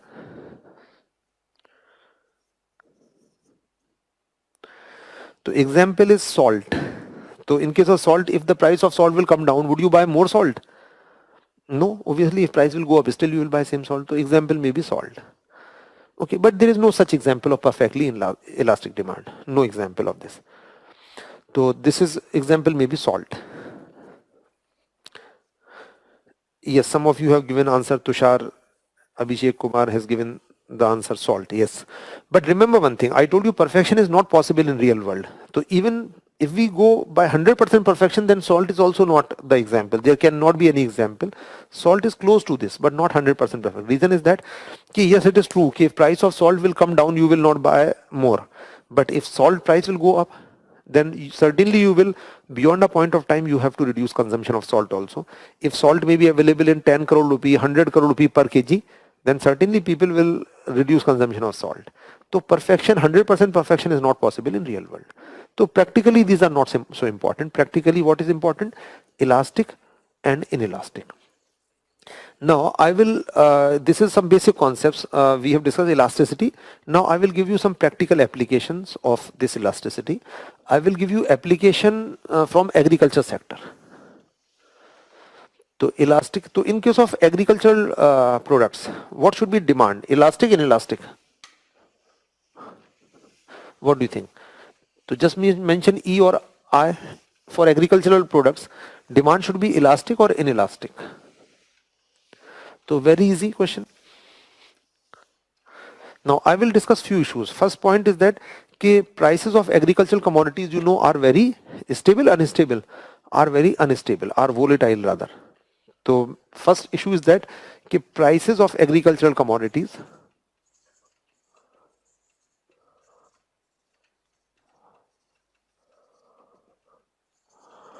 are volatile. Yes, you have given correct answer, inelastic, because agricultural commodities are, most of the commodities are basic necessities. So by and large, the demand is inelastic. Now the question, now the illustration, I will see the application. Here application is that, you know, prices of agricultural commodities, you must be having idea, are volatile. Yes or no? So prices of agricultural commodities are volatile, means they keep on fluctuating, they are not stable. Why they are volatile? The reason for volatility, you know, price of fruit or vegetable, a vegetable may be available 20 rupee per kg, the price may increase to 50 rupee, 80 rupee, 100 rupee, and sometime may come down to 10 rupee, 5 rupee also. Like onions price increased up to 100, tomatoes price increased up to 100 recently. So the reason for this is what? The reason for this is that their demand and supply are inelastic. Demand and supply are inelastic. This is the reason. So demand as well as supply. I'll give you illustration. Why? For example, inelastic means demand curve will be flat or steep. So demand and supply curve will be flatter or steeper. Just supply also same thing. If curve is flat, then elastic, and steep, inelastic, same thing. So flatter the curve, elastic will be either demand curve or supply curve. And similarly, when suppliers have more choice, sellers have more choice, it will become elastic. Sellers don't have much choice, then inelastic. So almost same concept for elasticity. So here quantity, to make this diagram, and here price, and make a curve very steep curve, and write down D just close to this line.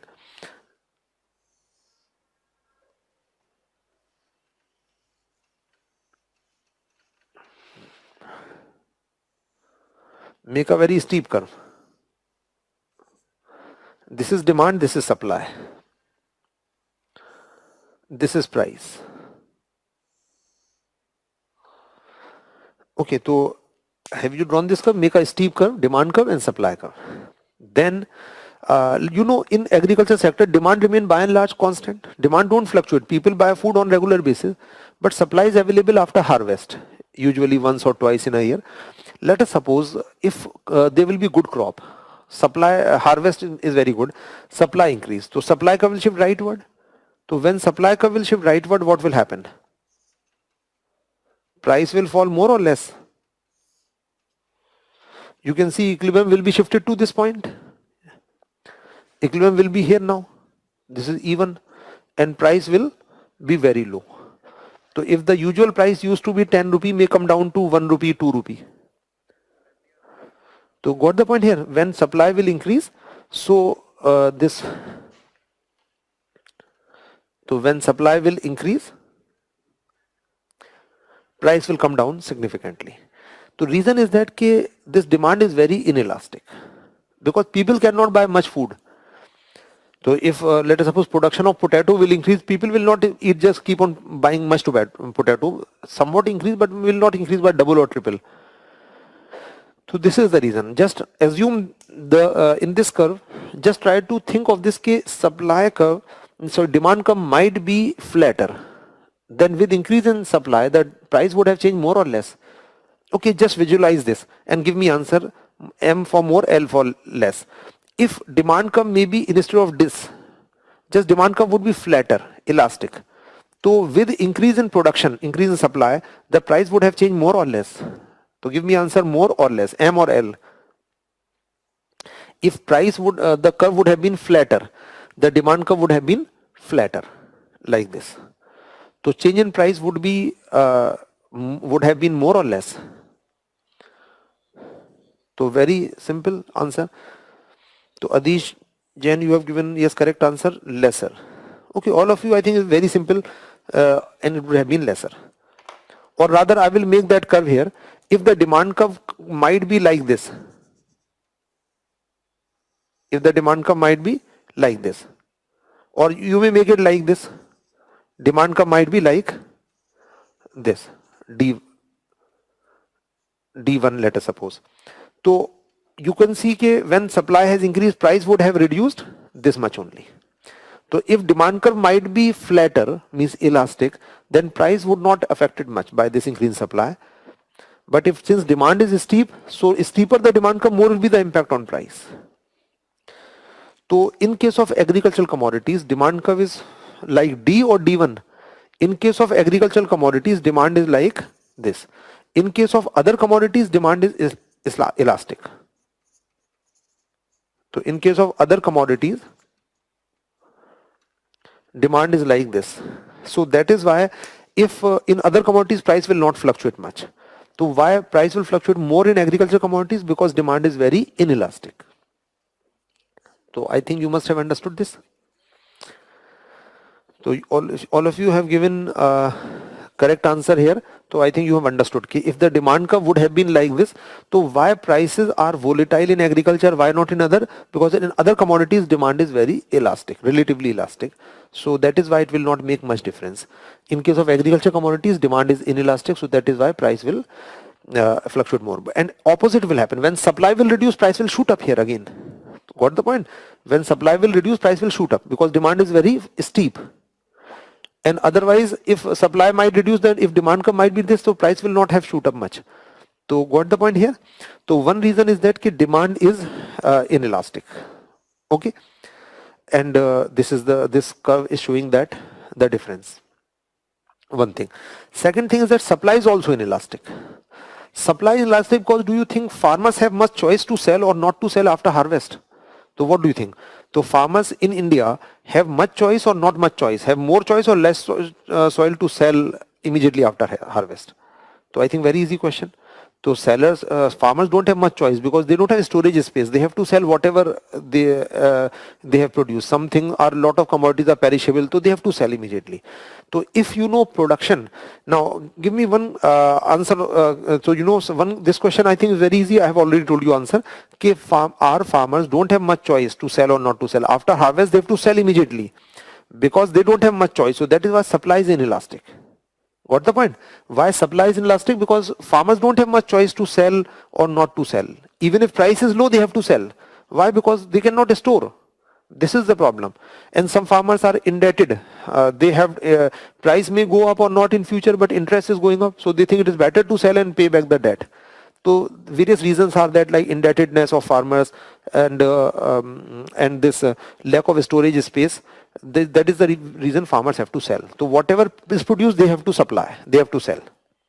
Now question is that from you people, farmers have to sell. Traders know in mandi कि farmers, and this year let us suppose production is slightly more, and the traders know traders will buy in mandi and farmers have to sell. So what will happen to farmers? Farmers' bargaining power will increase or decrease. Now, if traders also have this idea, farmers also have this idea that everybody know that farmers don't have much choice to sell. They have to sell. If production is more with lot of farmers, and farmers have to sell at any price, so it will increase bargaining power of farmers or decrease bargaining power.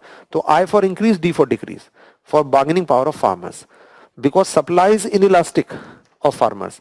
So bargaining powers of farmers will increase because of inelastic nature of supply or decrease bargaining power of farmers. I am asking, they will be able to bargain better price or they won't be in a position to bargain? What do you think? Increase or decrease? I or D? Just write down I or D. Yes, again all of you are correct. Decrease. So very simple. When decrease, why decrease? Because traders know that farmers have to sell at very low price. So no trader will put a higher price. So they have to sell. They will be compelled to sell at low price because they cannot wait. One farmer may not sell, but other farmers may be selling. तो bargaining power will decrease, and certainly that is the reason price will reduce further. So both reasons are there कि why prices are volatile. कि one reason is that कि demand is inelastic, so people will not buy much. So because of inelastic nature of demand, price will fall much. And second reason is that कि bargaining power of farmer is low because of inelastic. Because you have given most of you have given correct answer. It means that you have understood. Okay, it is slightly difficult, but if you think, I think all of you have given a correct answer. Not a single answer is wrong here in this. Okay, because it seems to be wrong.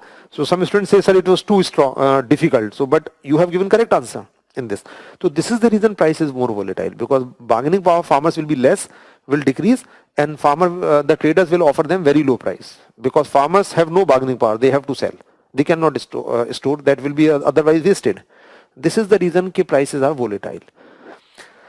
Now, second reason, second top concept related to this is paradox of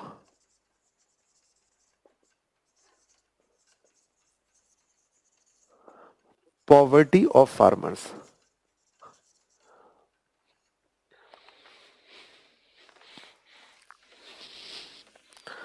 Now, what is meaning of this? There is a concept in economics, paradox of poverty of farmers. Now, what is meaning of this paradox? The meaning of this paradox is that, so please give me answer of this question. If crop will fail,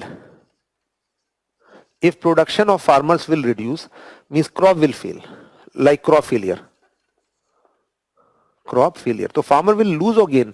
Give me answer. L for lose, G for gain. Very easy question. If there is a drought or disease, crop failure, then farmer will gain or lose. If there may be drought, disease, or maybe flood in that area, crop failure. So farmer will gain or lose.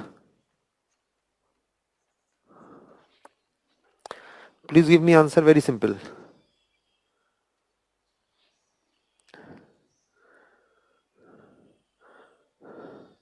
So all of you are correct, lose. Very simple. If the crop will damage, they will lose.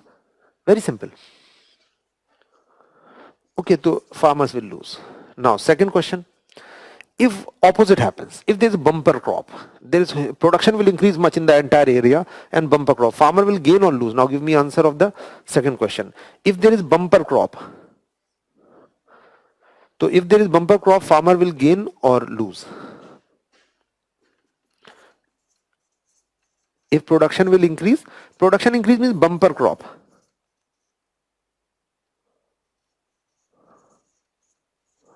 Means in the entire area production is almost doubled. So farmers will gain or lose.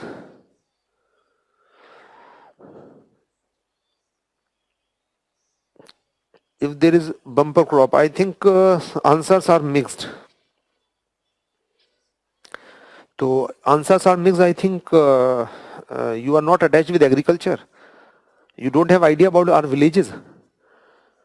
So they will lose heavily. They will lose heavily.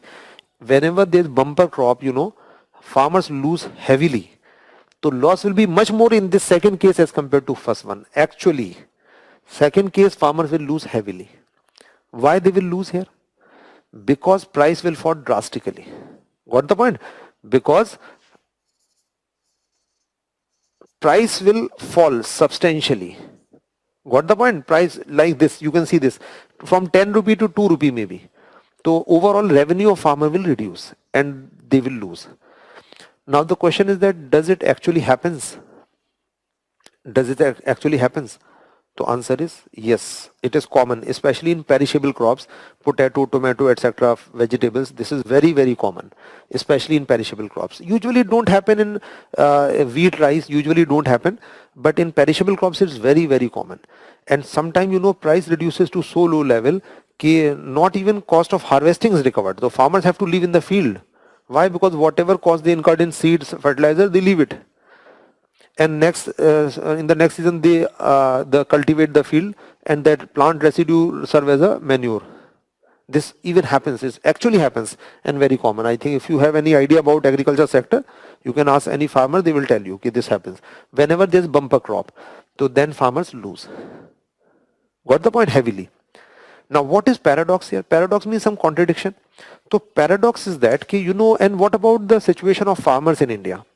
So on an average, income of farmers is very low, about 6,000 rupee per annum is the average income as per one estimate, recent estimate. 6,000 rupee per annum is the, per month is the income of farmers. 6,000 rupee income of farmer. So is it high? So it is very low. Most of the farmers are poor.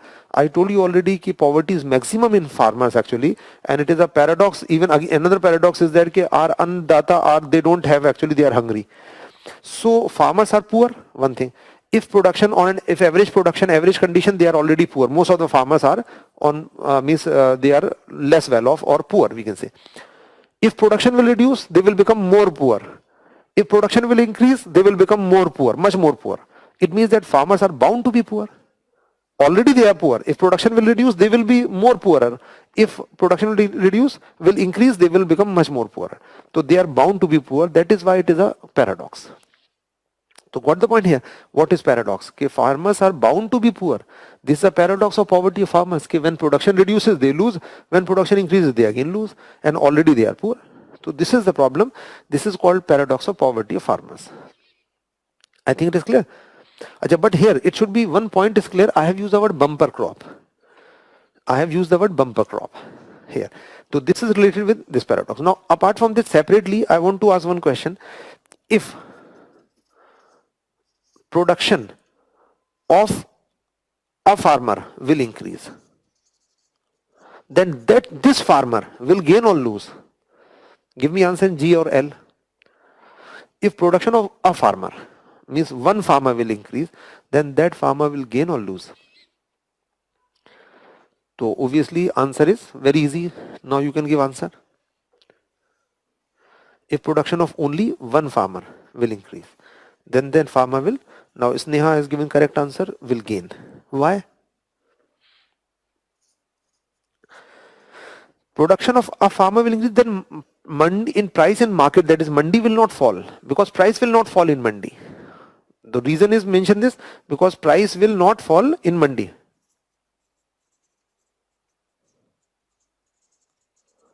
Overall demand and supply will not change in mandi.